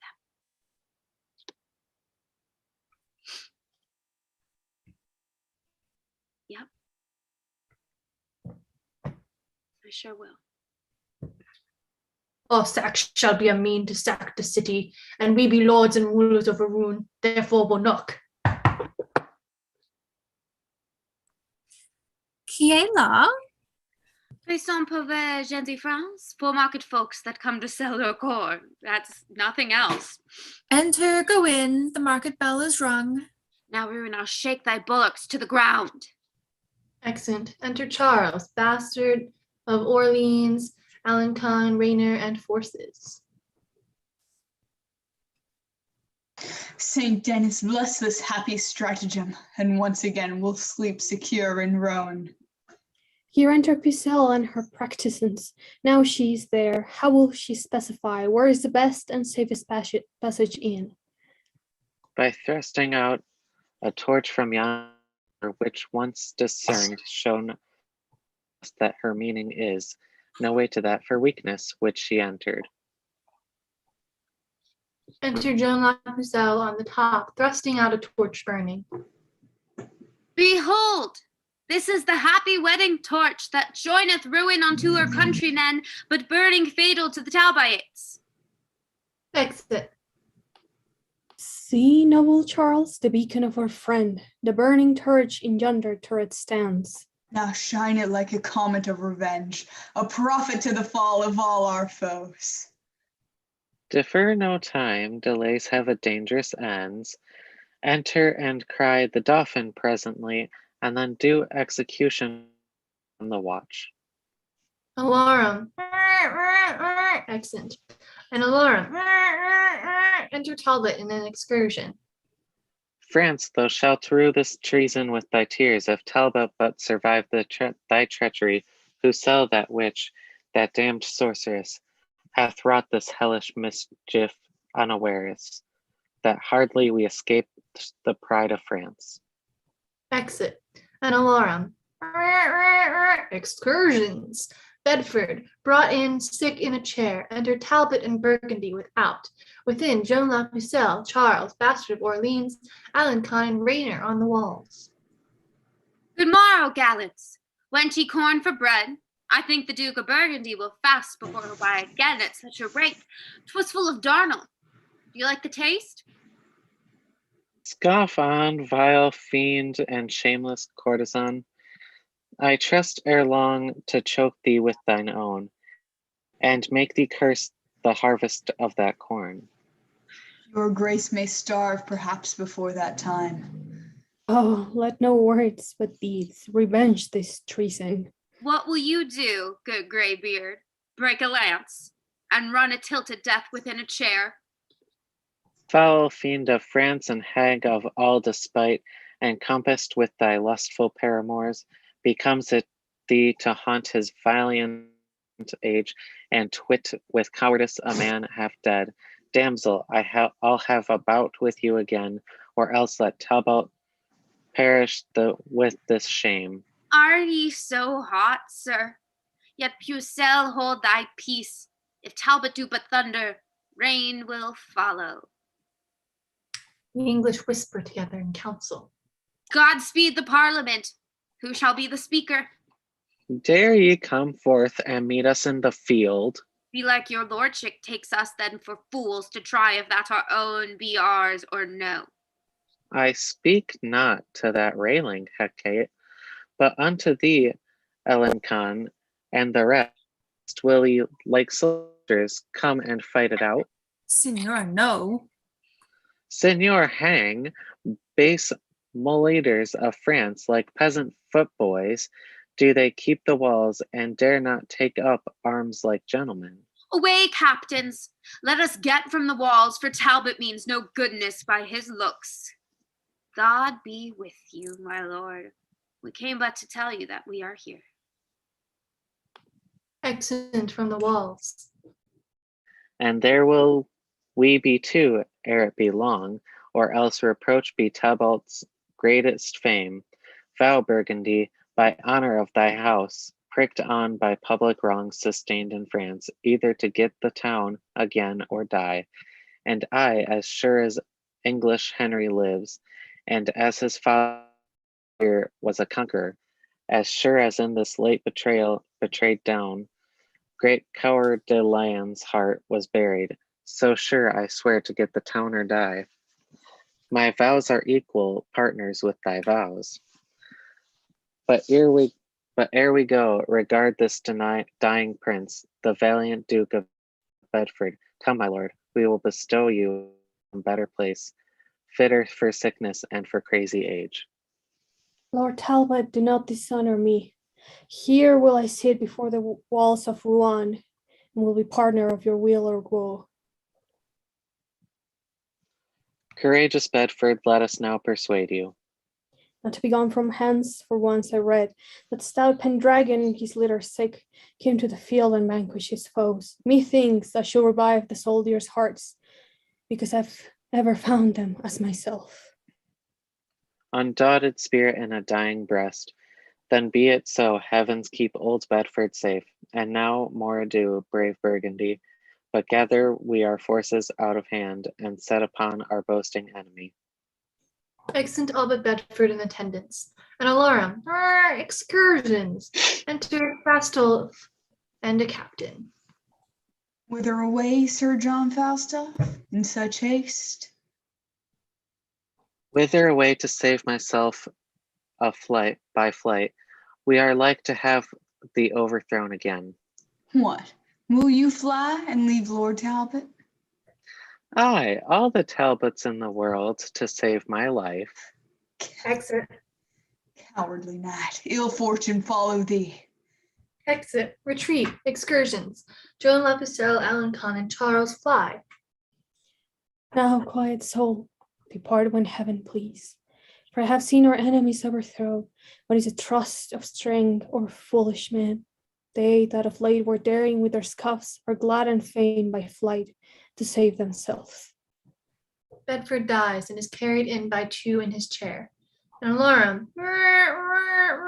Re-enter Talbot, Burgundy, and the rest. Lost and recovered in a day again. This is double honor, Burgundy. Yet heavens have glory for this victory. Warlike and martial Talbot, Burgundy finds thee in his heart, and there erects thy noble deeds as valor's monuments. Thanks, gentle Duke. Where is Pucelle now? I think her old familiar is asleep. Now where's the bastard's braves? And Charles, his gleeks? What, all a mort? Ruin hangs her head for grief that such a valiant company are fled. Now will we take some order in the town, placing therein some expert officers, and then depart to Paris to the king, for their young Henry with his noble. What wills Lord Talbot pleaseth Burgundy. But yet before we go, let's not forget the noble Duke of Bedford late deceased, but see his exequies fulfilled in ruin. A braver soldier never couched lance, a gentler heart did never sway in court, but kings and mightiest potentates must die, for that's the end of human misery. Exit, scene 3, the plains near Rouen. Enter Charles, the bastard of Orleans, Alençon, Joan La Pucelle, and forces. Dismay not, princes, at this accident, nor grieve that ruin is so recovered. Care is no cure, but rather corrosive, for things that are not to be remedied. Let frantic Talbot triumph for a while, and like a peacock sweep along his tail. We'll pull his plumes and take away his train, if often, and the rest will be but rule. We have been guided by thee hitherto, and of thy cunning had no diffidence. One sudden foil shall never breed distrust. Search out thy wit for secret policies, and we will make thee famous through the world. We'll set thy statue in some holy place and have thee reverenced like a blessed saint. Employ thee then, sweet virgin, for our good. Then thus it must be. This doth Joan devise. By fair persuasions mixed with sugared words, we will entice the Duke of Burgundy to leave the Talbot and to follow us. Aye, marry, sweeting, if we could do that. France were no place for Henry's warriors, nor should that nation boast it so with us, but be expired from our provinces. Forever should they be expulsed from France, and not have title of an earldom here. Your honor shall perceive how I will work to bring this matter to the wished end. Drum sounds afar off. Hark! By the sound of drum you may perceive their powers are marching on to Paris ward. Here sounds an English march. Enter and pass over at a distance, Talbot and his forces. There goes the Talbot with his colors spread and all the troops of English after him. French march, enter Burgundy and his forces. Now in the rearward comes the Duke, and his fortune and favor makes him lag behind. Summon a parley, we will talk with him. Trumpets sound a parley. A parley with the Duke of Burgundy. Who craves a parley with the Burgundy? Princely Charles of France, the countryman. What sayest thou, Charles? For I am marching hence. Speak, Pucelle, and enchant him with thy words. Brave Burgundy, undoubted hope of France, stay, let thy humble handmaid speak to thee. Speak on, but be not over tedious.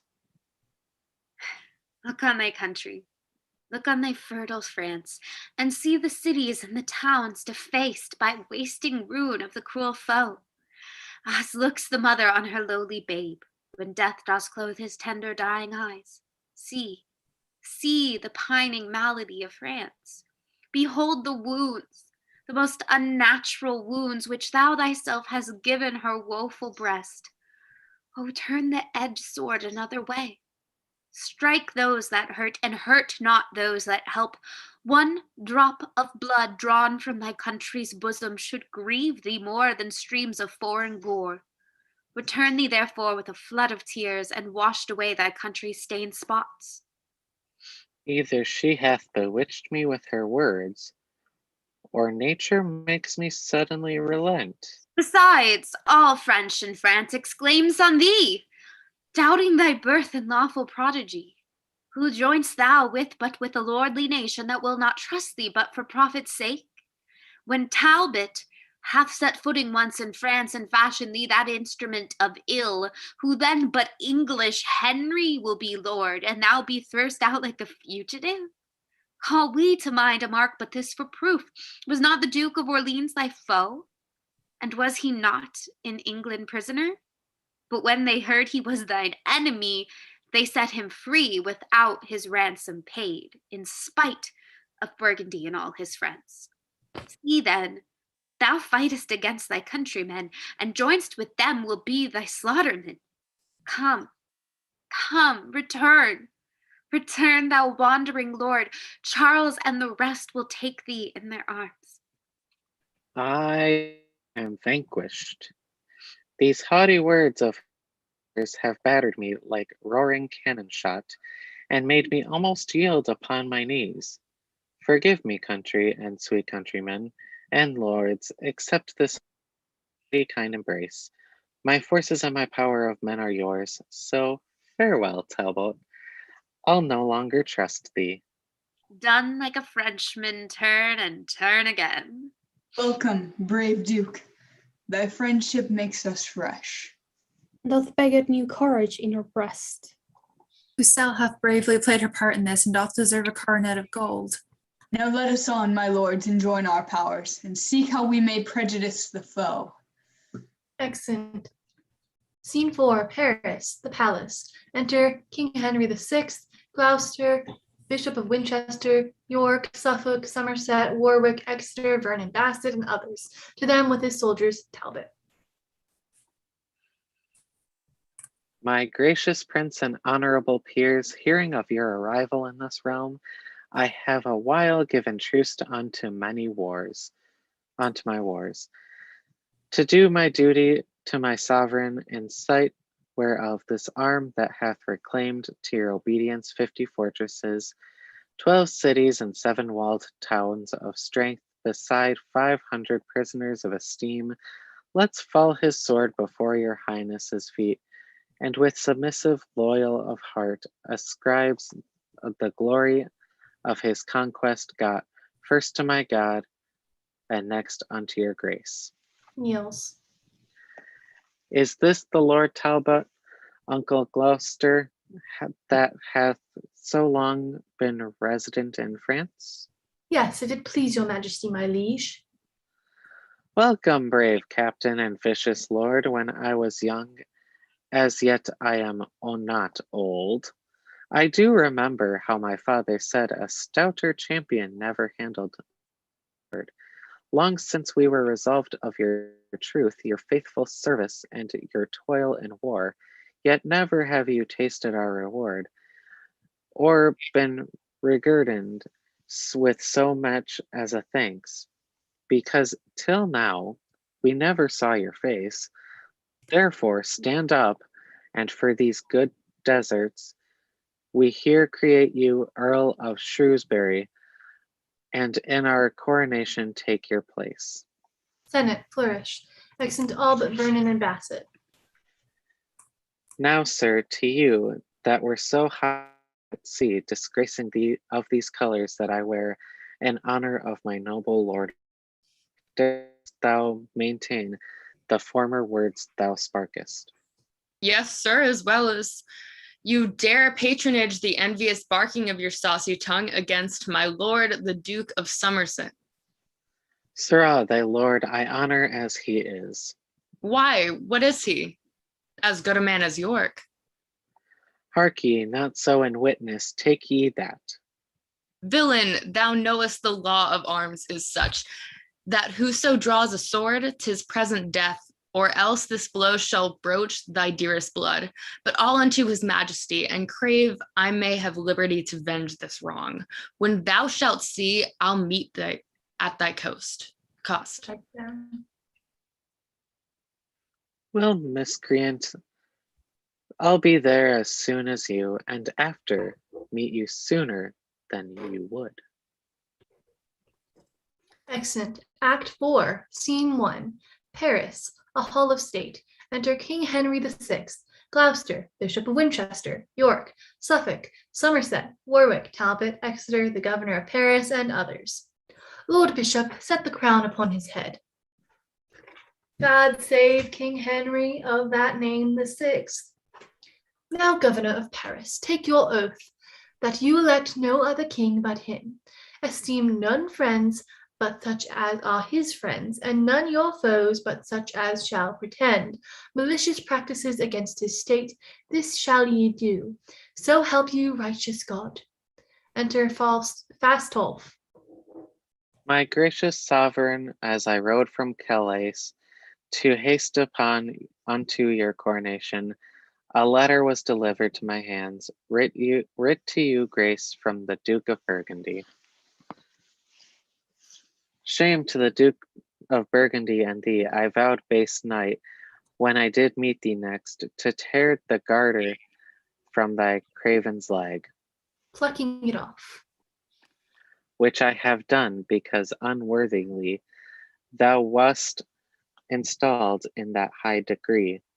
Pardon me, princely Henry, and the rest, this dastard, and at the battle of Patay, when but in all I was 6,000 strong, and that French were almost 10 to 1. Before we met, I that a stroke was given, like to a trusty squire did run away, in which assault we lost 1,200 men. Myself and divers gentlemen beside, were there just surprised and taken prisoners. Then judge, great lords, if I have done amiss, or whether that such cowards ought to wear this ornament of knighthood, yea or no. To say the truth, this fact was infamous and ill beseeming any common man, much more a knight, a captain, and a leader. When first this order was ordained, my lords, knights of the Garter were of noble birth, valiant and virtuous, full of haughty courage, such as were grown to credit by the wars, not fearing death, nor shrinking from distress, but always resolute in most extremes. He then that is not furnished in sword doth but usurp the sacred name of knight, profaning this order, as should, if I were worthy to be judge, quite degraded, like a hedge-born swain, that doth presume the boast of gentle blood. Stain to thy countrymen, thou harest thy doom, be packing therefore, thou that was not a knight. Henceforth we banish thee on pain of death. Exit Fastolf. And now, my Lord Protector, view the letter sent from our uncle Duke of Burgundy. What means his grace that he hath changed his style? No more but, plain and bluntly, to the king. Hath he forgot he is his sovereign, or doth this churlish superscription pretend some alteration in goodwill? What's here?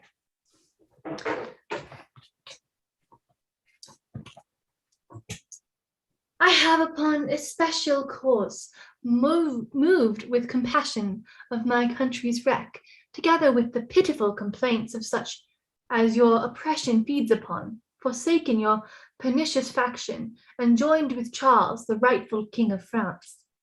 O monstrous treachery! Can this be so? That in alliance, amity, and oaths there should be found such false dissembling guile? What? Doth my uncle Burgundy revolt? He doth, my lord, and is become your foe. Is that the worst this letter doth contain? It is the worst in all, my lord, he writes. Why then, Lord Talbot, there shall talk with him and give him chastisement for this abuse. How say you, my lord? Are you not content? Content, my liege? Yes, but that I am prevented. I should have begged, I might have been employed. Then gather strength and march unto him straight. Let him perceive how ill we broke his treason, and what offense it is to flout his friends. I go, my lord, in heart desiring still you may behold confusion of your foes. Exit, enter Vernon and Bassett. Grant me the combat, gracious sovereign. Me, my lord, grant me the combat too. This is my servant, hear him, noble prince. And this is mine, sweet Henry, favor him. Be patient, lords, and give them leave to speak. Say, gentlemen, what makes you thus exclaim, and wherefore crave you combat, or with whom? With him, my lord, for he hath done me wrong. And I with him, for he hath done me wrong. What is that wrong whereof you both complain? First let me know, and then I'll answer you.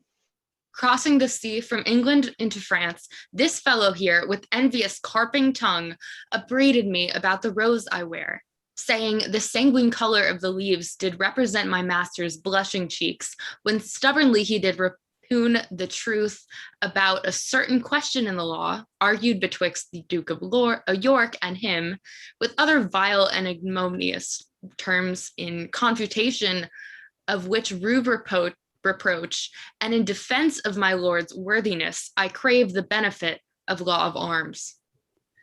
And that is my petition, noble lord, for though he seemed forged quaint conceit to set a gloss upon his bold intent, Yet no, my lord, I was provoked by him. And he first took exceptions at this badge, pronouncing that the paleness of this flower bewared the faintness of my master's heart. Will not this malice, Somerset, be left? Your private grudge, my lord of York, will out, though ne'er so cunningly you smother it. Good Lord, what madness rules in brain-sick men! For when for so slight and frivolous a cause such factious emulations shall arise, good cousins, both of York and Somerset, quiet yourselves, I pray, and be at peace. Let this dissension first be tried by fight, and then your highness shall command a peace. The quarrel touches none but us alone. Betwixt ourselves let us decide it then. There is my pledge. Accept it, Somerset. Nay, let it rest where it began at first. Confirm it so, mine honorable lord. Confirm it so, confounded by your strife, and perish ye with your audacious prate. Presumptuous vassals, are you not ashamed with this immodest, clamorous outrage to trouble and disturb the king and us? And you, my lords, methinks you do not well to bear with their perverse objections, much less to take occasion from their mouths, to raise a mutiny betwixt yourselves. Let me persuade you to take a better course.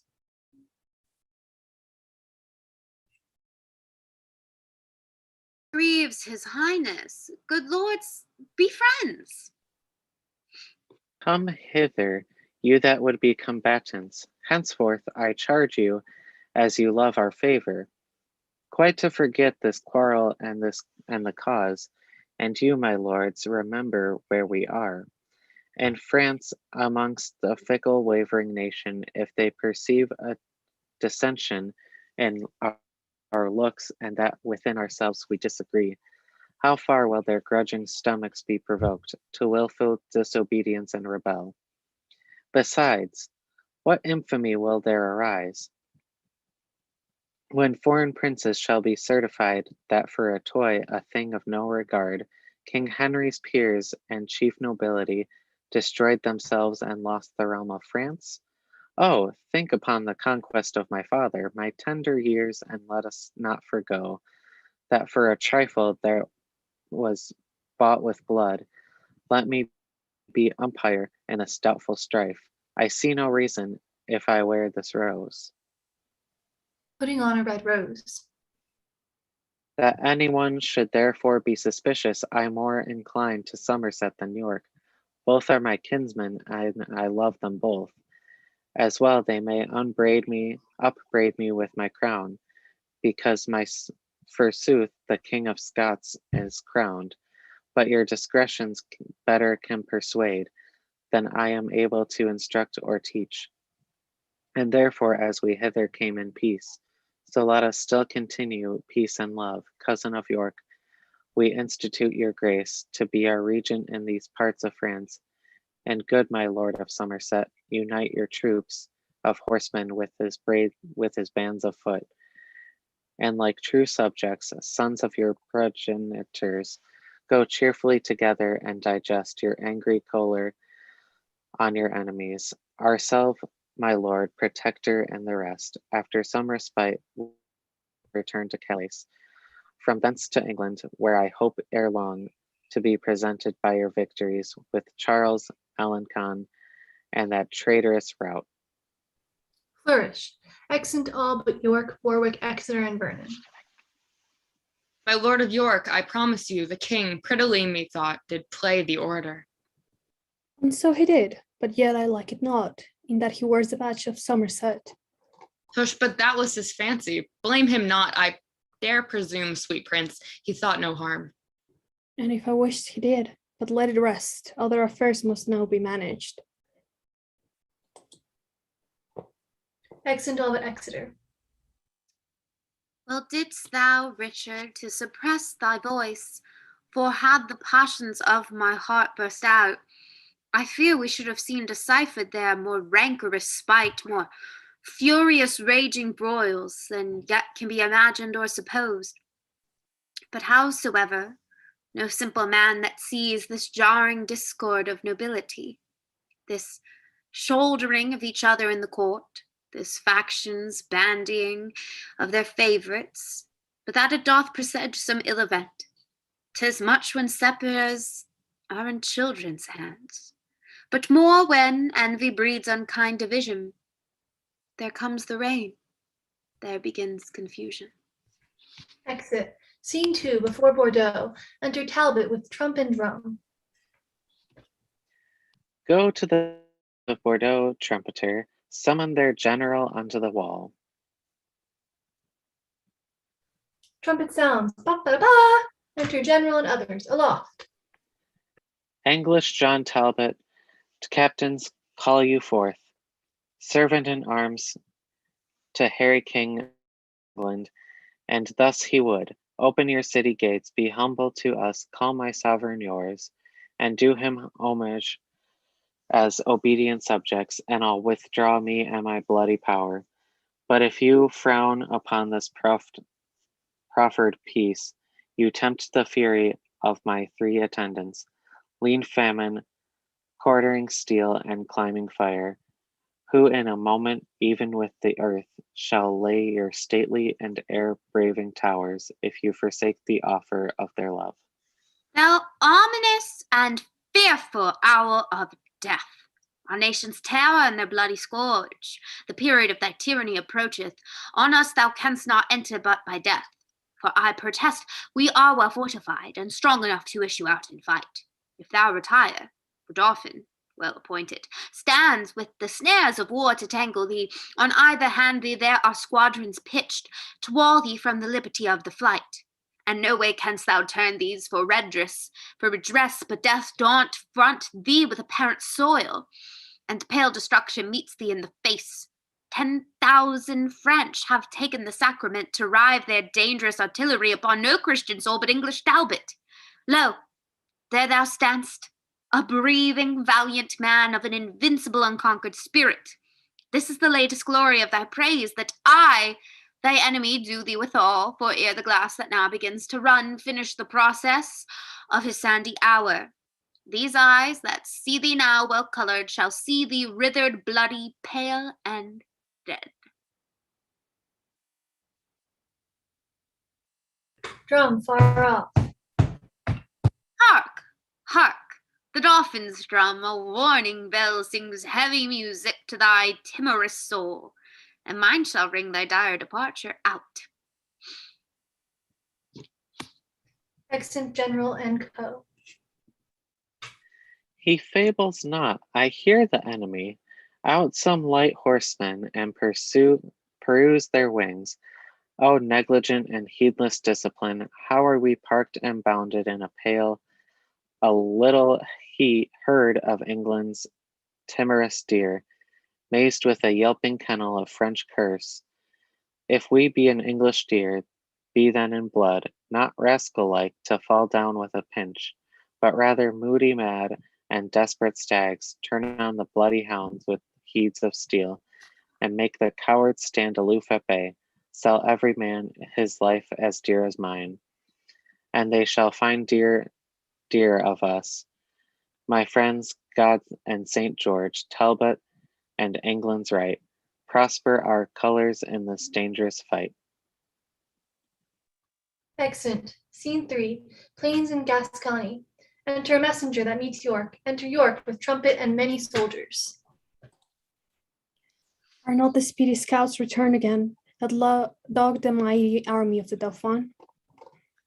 They are returned, my lord, and give it out that he is marched to Bordeaux with his power to fight with Talbot as he marched along. By Europe's sizzles were discovered 2 mightier troops than that the Dauphin led, which joined with him and made the march for Bordeaux.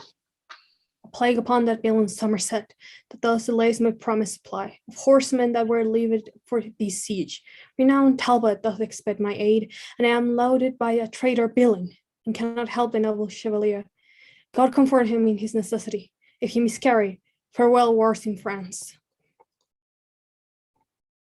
Enter Sir William Lucy.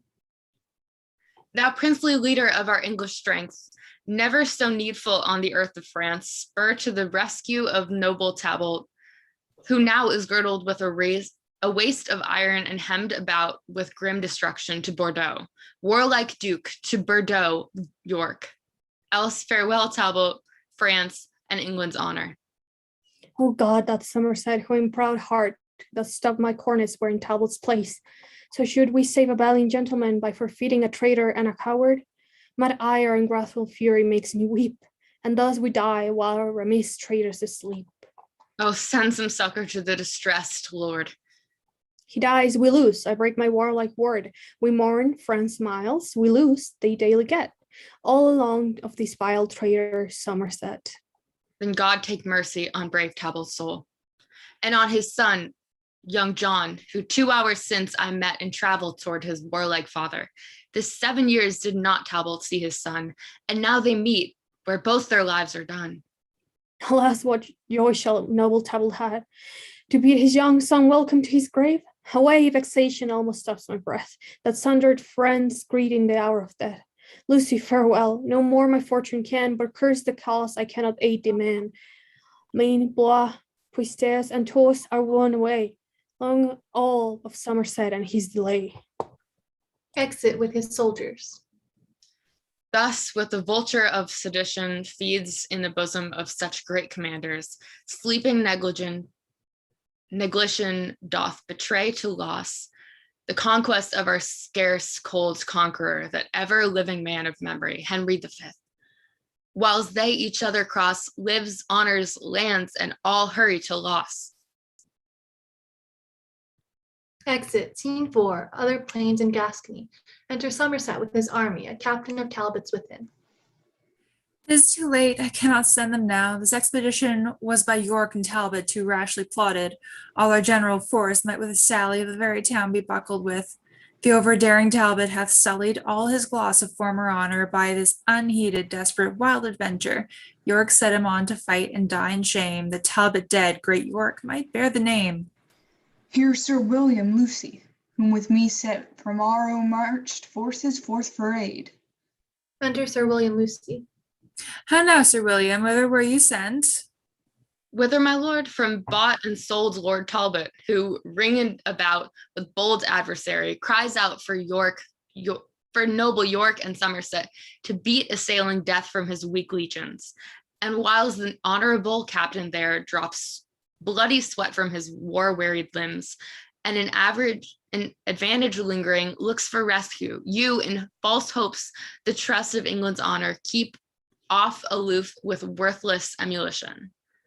Let not your private discord keep away the levied succors that should lend him aid, while he, renowned noble gentleman, yields up his life onto a world of odds. Orleans the bastard, Charles, Burgundy, Alcanon, Regnier compass him about, and Talbot perisheth by your default. York set him on, York should have sent him aid. And York is fast upon your grace exclaims, swearing that you withhold his levied host collected for this expedition. York lies, he might have sent, he had the horse. I owe him little duty and less love, and take foul scorn to fawn on him by sending. The fraud of England, not the force of France, hath now entrapped the noble-minded Talbot. Never to England shall he bear his life, but dies betrayed to fortune by your strife. Come, go, I will dispatch the horsemen straight. Within 6 hours they will be at his aid. Too late comes rescue. He is ta'en or slain. For fly he could not if he would have fled, and fly would Talbot never, though he might. If he be dead, brave Talbot, then adieu. His fame lives in the world, his shame in you. Exit, scene 5, the English camp near Bordeaux. Enter Talbot and John, his son.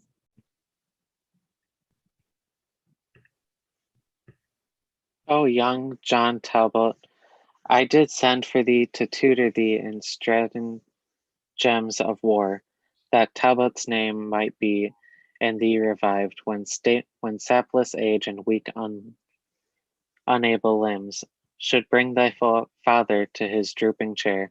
But O malignant and ill-boding stars, now thou art unto a feast of death, a terrible and unavoided danger. Therefore, dear boy, mount on my swiftest horse, and I'll direct thee how thou shalt escape by sudden flight. Come, dally not, be gone. Is my name Talbot? And am I your son? And shall I fly?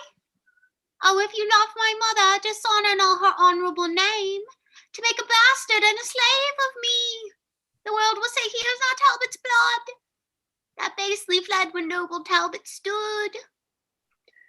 Fly to revenge my death if I be slain. He that flies so will never return again. If we both stay, we both are to die. Then let me stay, and farther do you fly. Your loss is great, so your regard should be. My worth unknown, no loss is known in me. Upon my death the French can little boast, in yours they will, and you all hopes are lost. Right cannot stain the honor you have won, but mine, it will that no exploit have done. You fled for vantage, everyone will swear, but if I bow, they'll say it was for fear. There is no hope that ever I will stay. It is the first hour I shrink and run away. Here, on my knee, I beg mortality rather than life preserved with infamy. Shall all thy mother's hopes lie in one tomb? Aye, rather than I'll shame my mother's womb. Upon blessing, I command thee go. So fight I will, but not to fly the foe. Part of thy father may be saved in thee. No part of him but will be shame in me. Thou never hadst renown, nor canst not lose it.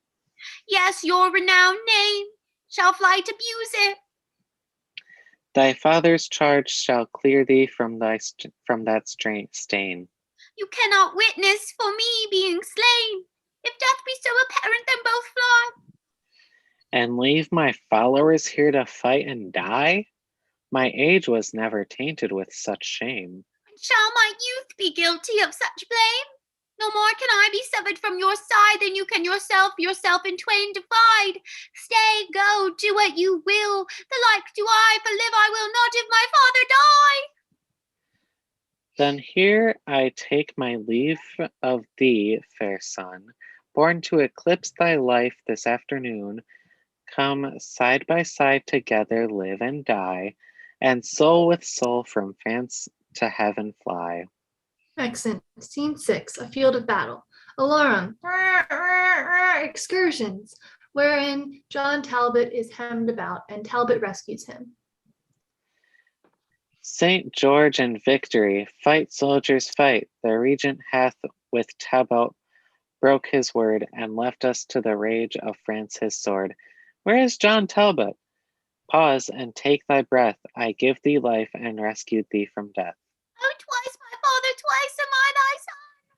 The life thou gavest me first was lost and done, till with thy warlike sword, despite of late to my determined time, thou gavest new date. And from the Dauphin's crest thy sword struck fire. It warmed thy father's heart with proud desire of bold-faced victory, then leaden age, quickened with youthful spleen and warlike rage, beaten down Alencon, Orleans, Burgundy, and from the pride of Gallia rescued thee, the ireful bastard Orleans, that drew blood from thee, my boy, and had the maidenhood of thy first flight, I soon encountered, and in interchanging blows I quickly shed some of his bastard blood, and in disgrace bespoke him thus. Contaminated base and misbegotten blood I spill of thine, mean and right pour, for that pure blood of mine, which thou didst force from Talbot, my brave boy. Here, purposing the bastard to destroy, came in strong rescue, speak of thy father's care. Art thou not weary, John? How dost thou fare? Wilt thou yet leave the battle, boy, and fly, now that art sealed the son of chivalry? Fly to revenge my death when I am dead, to help of one strands me in little steed. Oh, too much folly is it. Well, I won't to hazard all of our lives in one small boat. If I today die not with Frenchman's rage, tomorrow I shall die with mickle age. By me they nothing gain, and if I stay, 'tis but the shortening of my life one day. In thee thy mother dies, our household's name, my death's revenge, thy youth and England's frame. All these and more we hazard by thy stay.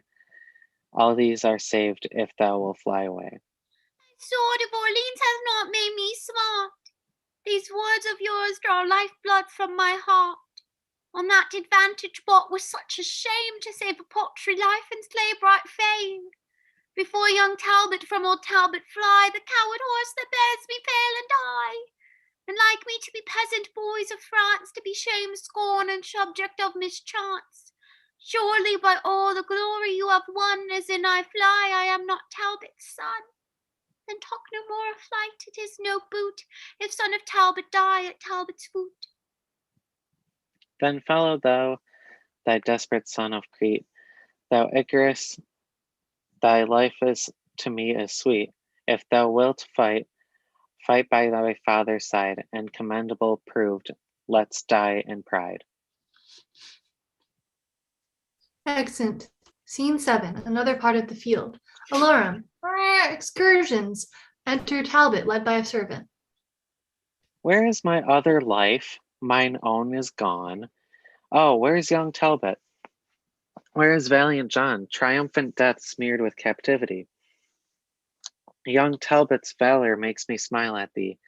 When he perceived me shrink and on my knee, his bloody sword he brandished over me, and like a hungry lion did commence rough deeds of rage and stern impatience. But when my angry guardian stood alone, tendering my ruin and assailed of none, dizzy fury and great rage of heart suddenly made him from my side to start into the clustering battle of the French. And in that sea of blood my boy did drench his overmounting spirit, and there died my Icarus, my blossom in his pride. Oh dear Lord, lo, where your son is born. Enter soldiers with the body of John Talbot. Thou antic death, which laughest us here to scorn, anon from thy insulting tyranny, coupled in bonds of perpetuity, two Tabalts winged through the lither sky, and thy desperate shall escape mortality. O thou, whose wounds become hard-favored death, speak to thy father, ere thou yield thy breath, brave death by speaking, whether he will or no. Imagine him a Frenchman and thy foe. Poor boy, he smiles, methinks, as who should say, had death been French, then death had died today.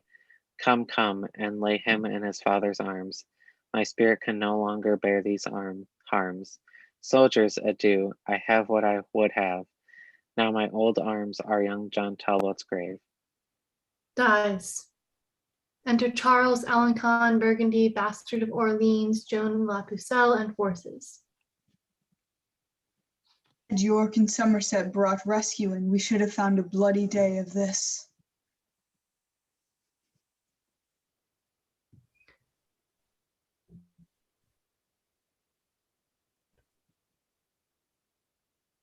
Bastard of Orleans.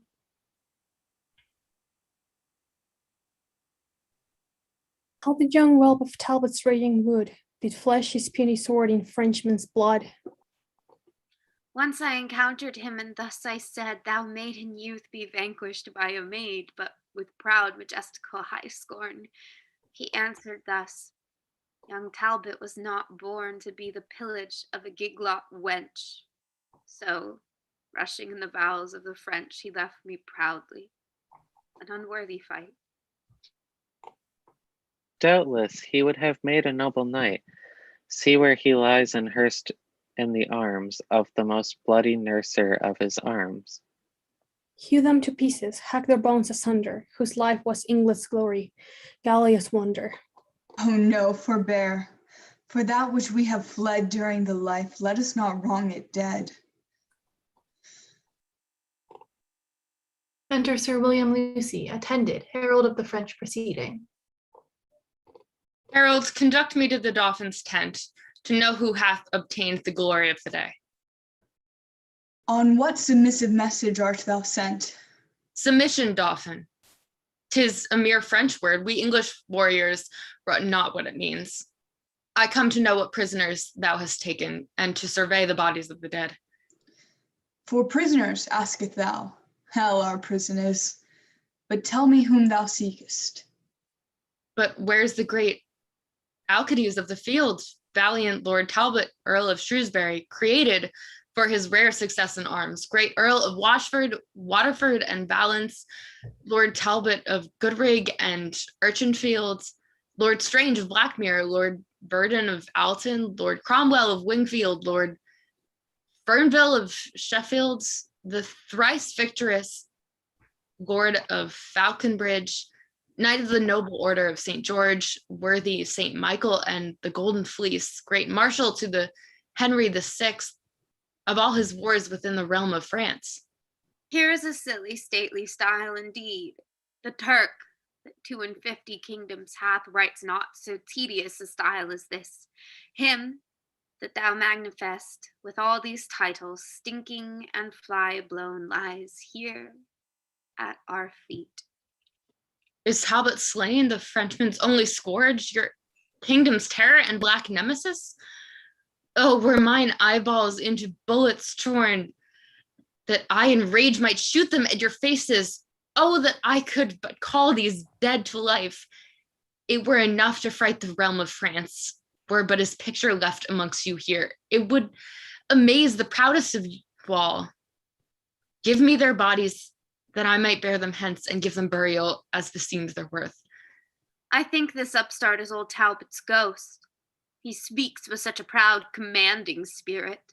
For God's sake, let him have 'em. To keep them here, they would but stink and putrefy the air.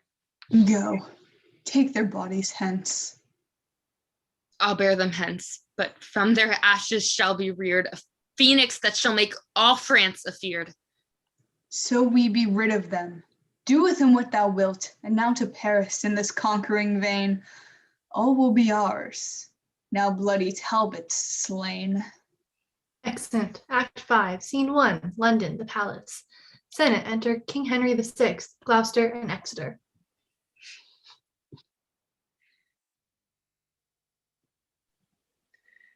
Have you perused the letters from the Pope, the Emperor, and the Earl of Armagnac? I have, my lord, and their intent is this. They humbly sue unto your excellence to have a godly peace conclude between the realms of England and of France. How doth your grace affect their motion?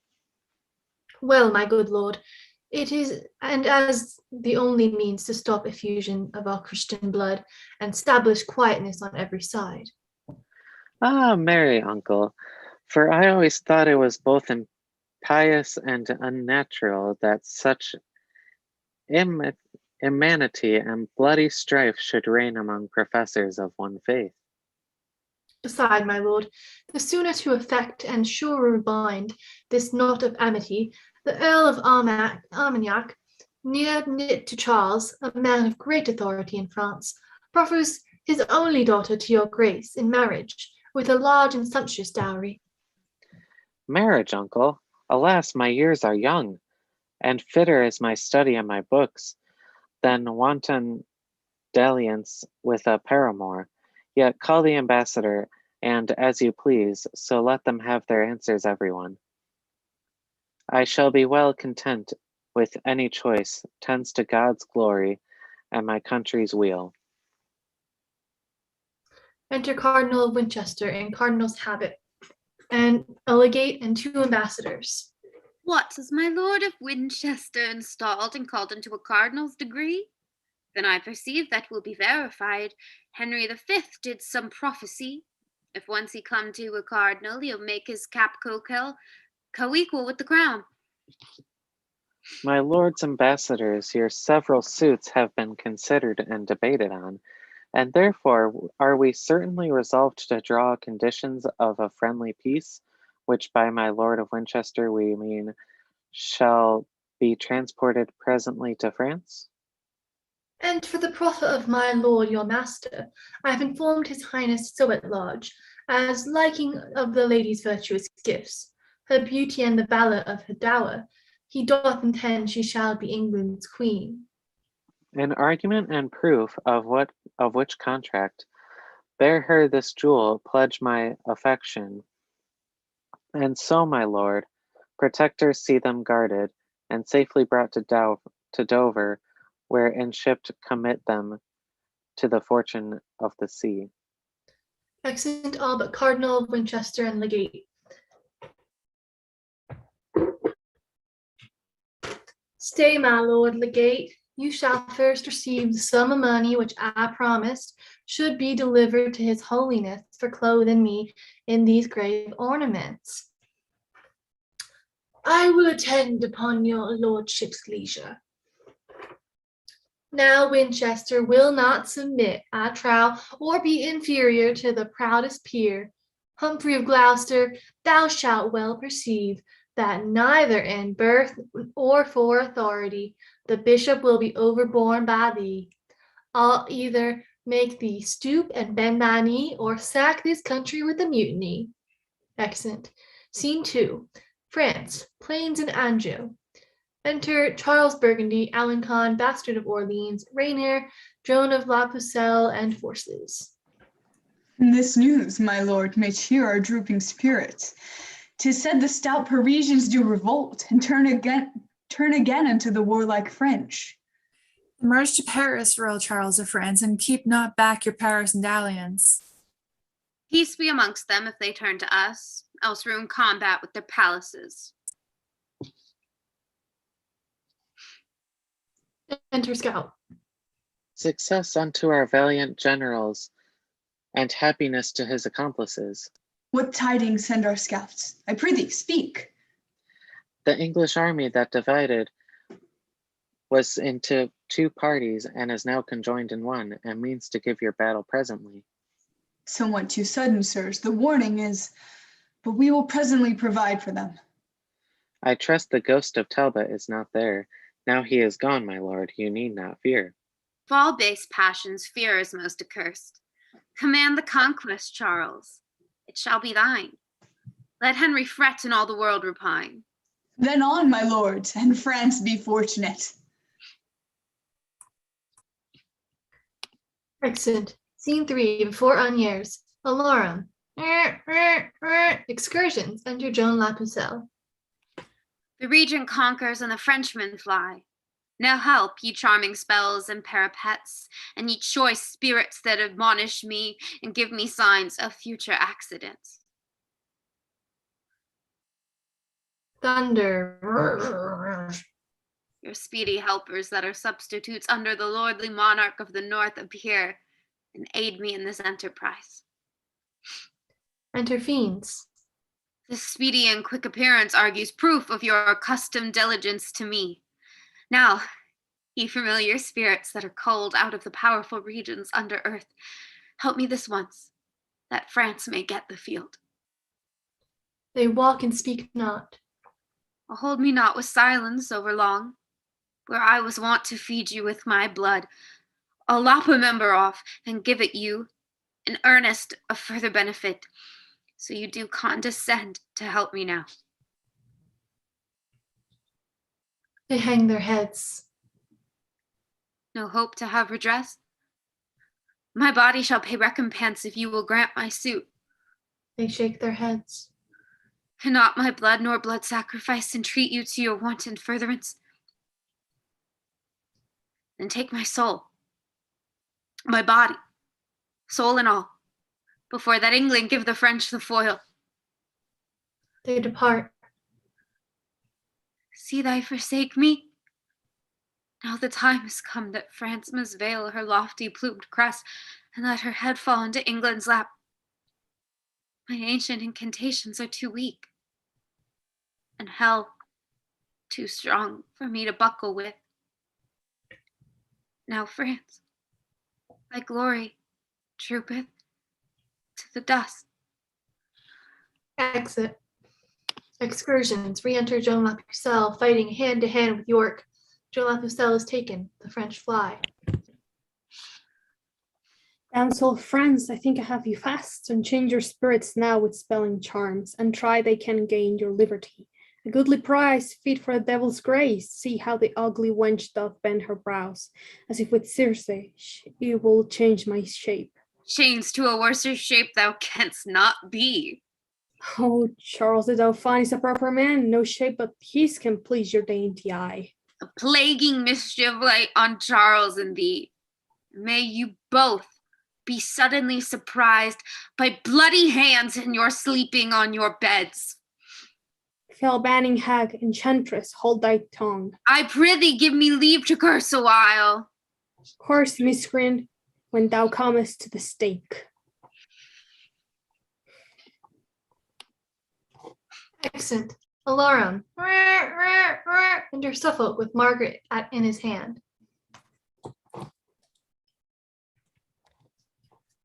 What thou wit, thou art my prisoner. O fairest beauty, do not fear nor fly, for I will touch thee but with reverent hands. I kiss these fingers for eternal peace, and lay them gently on thy tender side. Who art thou, say, that I may honor thee?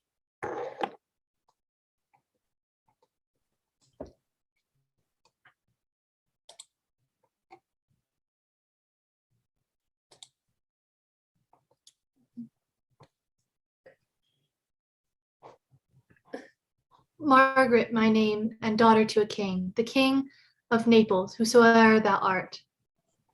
An earl I am, and Suffolk I am cold. Be not offended, nature's miracle. Thou art allotted to be taven by me. So doth the swan her downy cygnets save, keeping them prisoner underneath her wings. Yet if this several usage once offend, go and be free again, as Suffolk's friend. She's going. Oh, stay, I have no power to let her pass. My hand will free her, but my heart says no. As plays the sun upon the glassy streams, twinkling another counterfeited beam, so seems this gorgeous beauty to mine eyes. Fain will I woo her, yet I dare not speak. I'll call for pen and ink, and write my name, Fee la Poule. Disable not thyself. Hast not tongue? Is she not here? Wilt thou be daunted at a woman's sight? I, beauty's princeless majesty, such confounds the tongue and makes it senses wrath. Say, Earl of Suffolk, if thy name be so, what ransom must I pay before I pass? For I perceive I am thy prisoner. How canst thou tell she will deny thy suit before thou make a trial of her love? Why speakest thou not? What ransom must I pay? She's beautiful and therefore to be wooed. She's a woman, therefore to be won. Wilt thou accept of ransom? Yea or no? One man, remember that thou hast a wife. Then how can Margaret be thy paramour? I were best to leave him, for he will not hear. There's always mirth, these lies, a cooling heart. He talks at random, sure the man is mad. And yet a dispensation may be had. And yet I would that you would answer me. I'll will in this lady Margaret, for whom? Why, for my king. Tush, that's a wooden thing. He talks of wood, it is some carpenter. Yet some my fancy may satisfy and peace establish between these realms, but there remains a scruple in that too, for thou her heart be the king of Naples, Duke of Anjou and Maine, yet is he poor, and our nobility will scorn the match. Hear ye, captain, are you not at leisure? It shall be so. Disdain they never so much. Henry is youthful, and we quickly yield. Madam, I have a secret to reveal. What, though I be enthralled, he seems a knight, and will not any way dishonor me. Lady, vouchsafe to listen what I say. Perhaps I shall be rescued by the French, and then I need not crave his courtesy. Sweet madam, give me a hearing in a cause. Tush, women have been captivate ere now. Lady, wherefore talked you so? I cry you, mercy, 'tis but quid for quo. Say, gentle princess, would you not suppose your bondage happy to be made a queen? To be a queen in bondage is more vile than is a slave in base servility, for princes should be free. And so shall you, if happy England's royal king be free. Why? What concerns his freedom unto me? I'll undertake to make thee Henry's queen, to put a golden scepter in thy hand, and set a precious crown upon thy head, if thou wilt condescend to be my What? His love. I am unworthy to be Henry's wife. No, gentle madam, I am worthy to woo so fair a dame to be his wife, and have no portion in the choice myself. How say you, madam? Are you so content? And if my father please, I am content. And call captains and our colours forth, and madam, at your father's castle walls, will crave a parley to confer with him. A parley sounded. Enter Rainer on the walls. See, Rainer, see thy daughter prisoner. To whom? To me. Suffolk, what remedy? I am a soldier and unapt to weep or to exclaim on fortune's fickleness. Yes, there is remedy enough, my lord. Consent, and for thy honour give consent. Thy daughter shall be wedded to my king, whom I with pain have wooed and won thereto. And these here easy held imprisonment have gained thy daughter princely liberty. Speaks Suffolk as he thinks? For Margaret knows that Suffolk doth no flatter face or fiend. Upon thy princely warrant I dissent. I dissent to give thee answer of thy just demand. Exit from the walls. And here I will expect thy coming. Trumpets sound. Bum-ba-da-ba! Enter Rainer below. Welcome, brave Earl, into our territories. Command and adjue what your honor pleases. Thanks, Rainier. Happy for so sweet a child, fit to be made companion with a king. What answer makes your grace unto my suit? Since thou dost deign to woo her little worth, to be the princely bride of such a lord, upon condition I may quietly enjoy mine own, the country main and Anjou, free from oppression or the stroke of war. My daughter shall be Henry's if he please. That is her ransom. I deliver her, and those countries I will undertake, your grace shall well and quietly enjoy. And I again, in Henry's royal name, as deputy unto that gracious king, give thee her hand for a sign of plighted faith. Regni of France, I give thee kingly thanks, because this is in traffic of a king. And yet, methinks I could be well content to be mine own attorney in this case.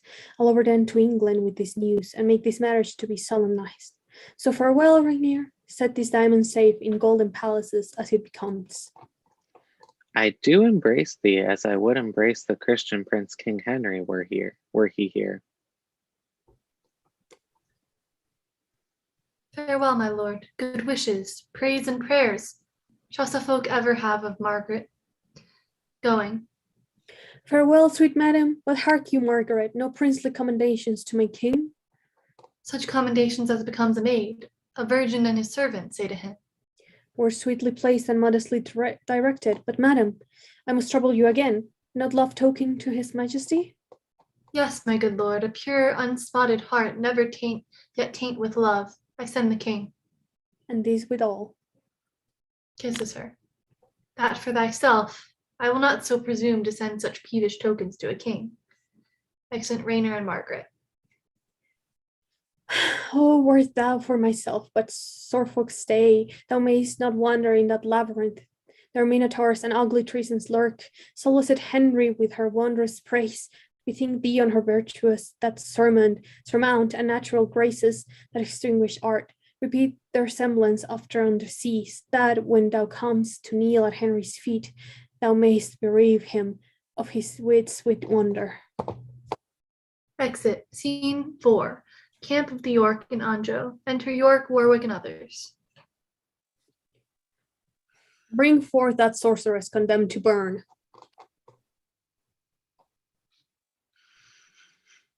Enter Joan Lapucelle, guarded, and a shepherd.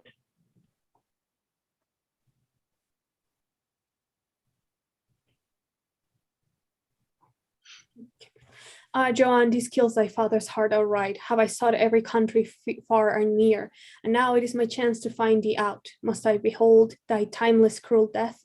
Ah, Joan, sweet daughter Joan, I'll die with thee. Discrepant miser, base ignoble wretch, I am descended of a gentler blood. Thou art no father, no friend of mine. Out, my lords, and please you, it is not so. I did beg at her. All the parish knows her mother lived yet. Can testify she was the first fruit of my bachelorship. Graceless, wilt thou deny thy parentage? This argues what her kind of life had been, wicked and vile, and so her death concludes. Fly you on that thou wilt be so obstacle. God knows thou art a collop of my flesh, and for thy sake have I shed many a tear. Deny me not, I prithee, gentle John. Peasant Avant, you have suborned this man of purpose to obscure my noble birth. 'Tis true, I gave a noble to the priest, the morn that I was wedded to her mother. Kneel down and take my blessing, good my girl. Wilt thou not stoop? Now cursed be the time of the nativity. I will the milk thy mother gave thee when thou suckest her breast had been a little raspain for thy sake, or else when thou didst keep my lambs afield, I wish some ravenous wolf had eaten thee. Dost thou deny thy father cursed drab, or burn her, hanging is too good. Exit. Take her away, for she had lived too long, to fill the world with vicious qualities. First, let me tell you whom you have condemned.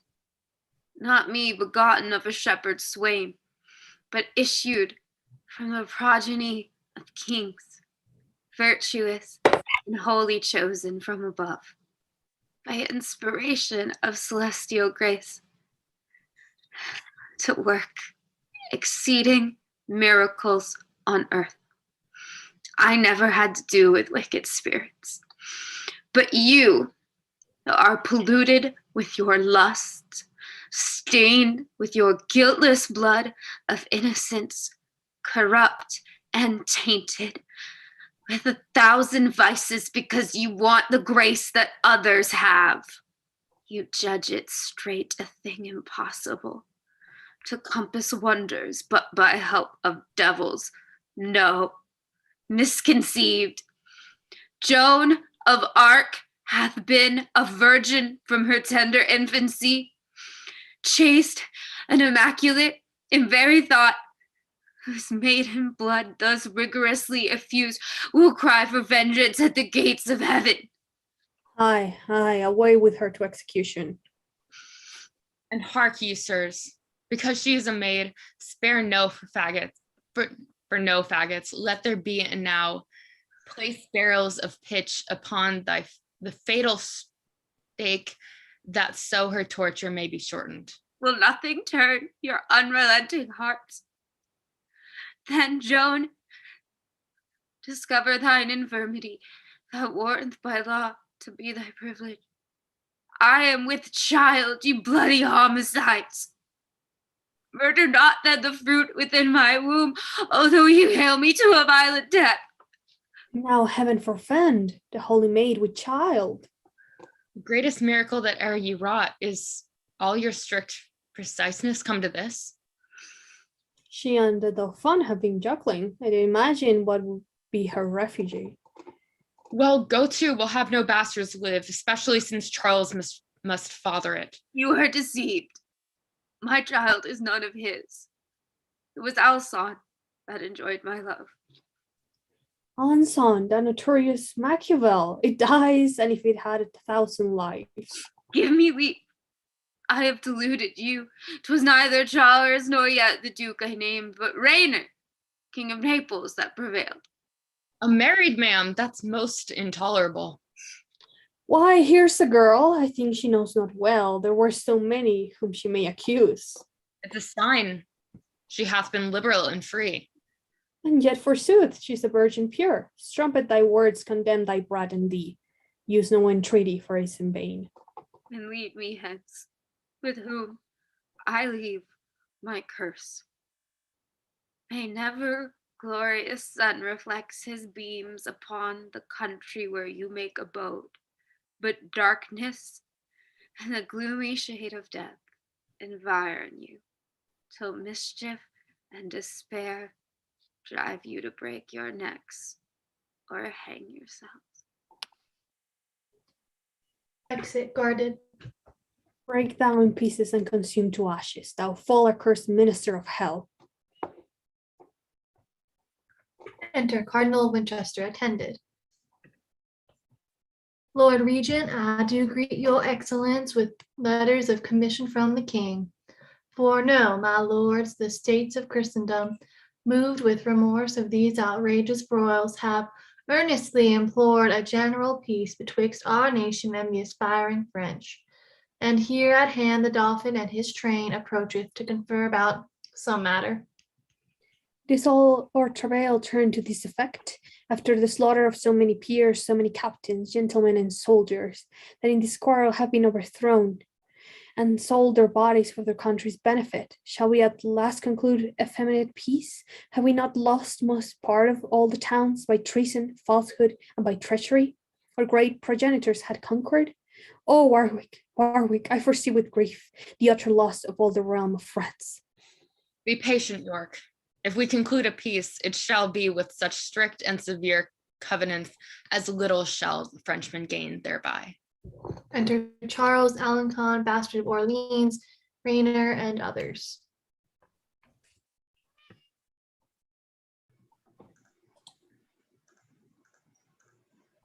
Since, lords of England, it is thus agreed that peaceful truce shall be proclaimed in France, we come to be informed by yourselves what the conditions of that league must be. Speak, Winchester, for boiling choler chokes the hollow passage of my poisoned voice by sight of these our baleful enemies.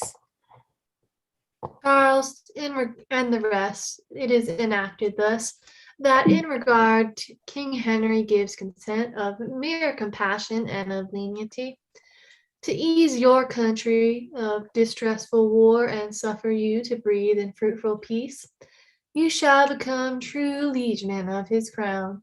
And Charles, upon condition thou wilt swear to pay him tribute, submit thyself, thou shalt be placed as viceroy under him, and still enjoy thy regal dignity.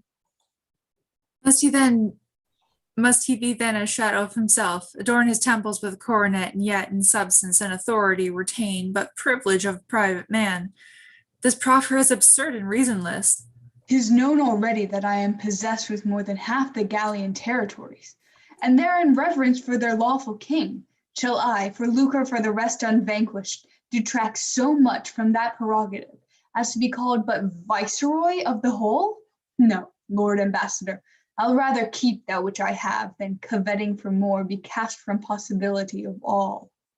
Insulting Charles, hast thou by secret means used intercession to obtain a league, and now the matter grows to compromise. Standst thou aloof upon comparison? Either accept the title thou usurps, or of benefit proceeding from our king, and not of any challenge of the sort, or we will plague thee with incessant wars. My lord, you do not well in obstinacy to cavil in the course of this contract. If once it be neglected, 10 to 1, we shall not find like opportunity. To say the truth, it is your policy to save your subjects from such massacre and ruthless slaughter as are daily seen by our proceeding in hostility, and therefore take this compact of a truce, although you break it when your pleasure serves. How sayest thou, Charles? Shall our conditions stand? Shall. Only reserve thou claim no interest in any of our towns of garrison. Then swear allegiance to his majesty, as thou art knight, never to disobey, nor be rebellious to the crown of England, though nor thy nobles to the crown of England. So now dismiss your army when you please, hang up your ensign, let your drums be still, for here we entertain a solemn peace. Excellent. Scene 5, London, the palace. Enter Suffolk in conference with King Henry VI, Gloucester, and Exeter. Your wondrous rare description, noble Earl, of beauteous Margaret hath astonished me. Her virtues, graced with external gifts, do breed love's settled passions in my heart, and like as rigor of tempestuous gusts provokes the mightiest hulk against the tide, so I am driven by breath of her renown either to suffer shipwreck or arrive where I may have fruition of her love. Hush, my good lord, this superficial tale is but a preface of her worthy praise.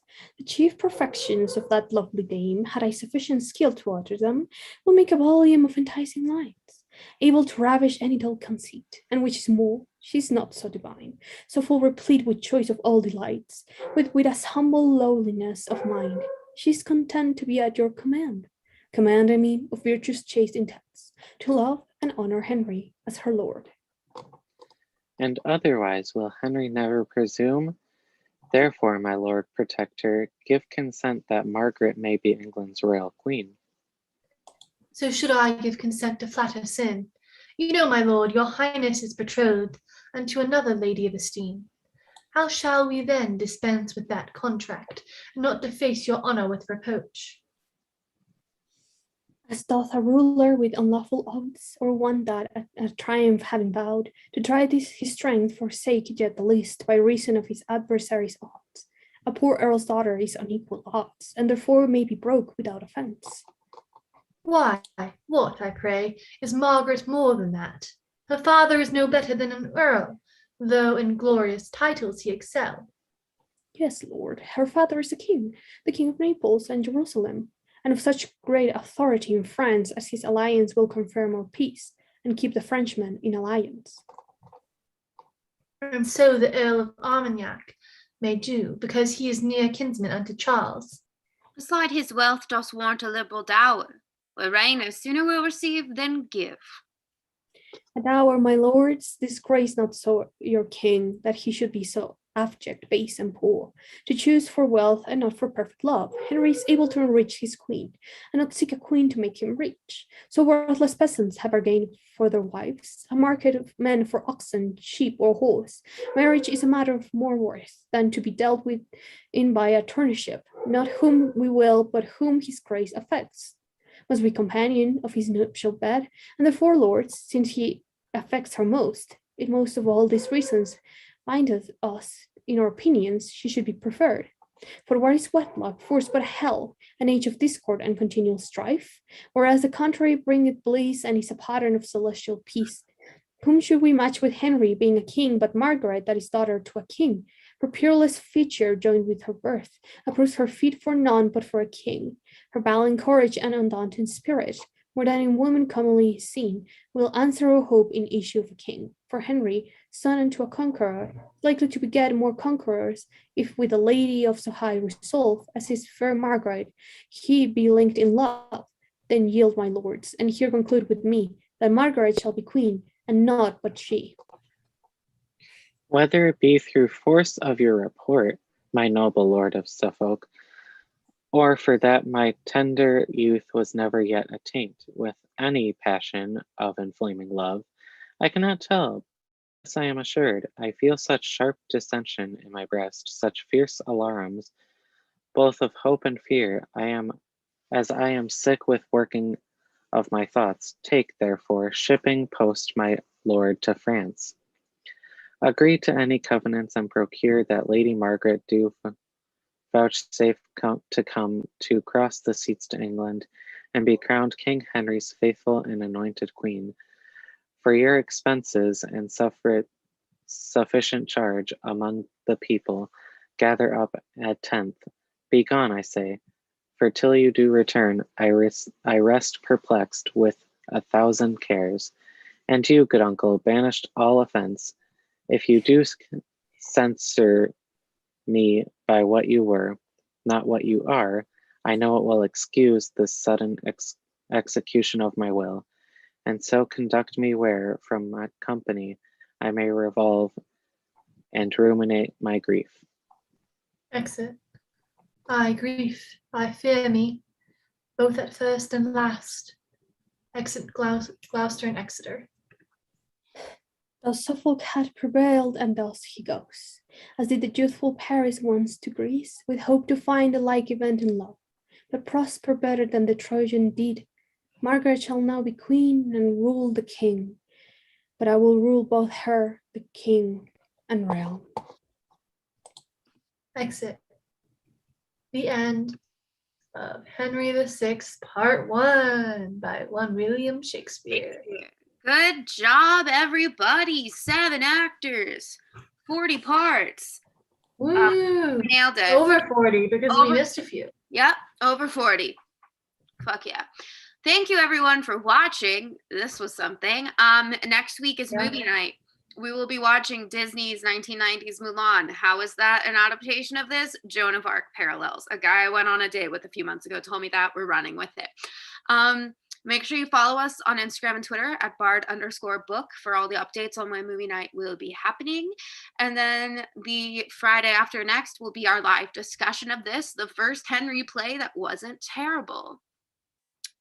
So yeah. I didn't think the 5th was terrible. Well, you're alone in that. No, I'm not. Who liked Henry V? Raise your hand. Okay. Someone else raised their hand. This one was better though, wasn't it? I mean, to be fair, if I remembered Henry V, like any of it. I mean, nothing's worse than Henry IV Part 1. So at the end of the day, it's always an improvement. Part 2. Part 2, right. Part 1 was like, okay. But Part 2, yeah, it's the darkest time. Anyway, thanks for watching. Thank We'll you see guys. the other things. Follow us online.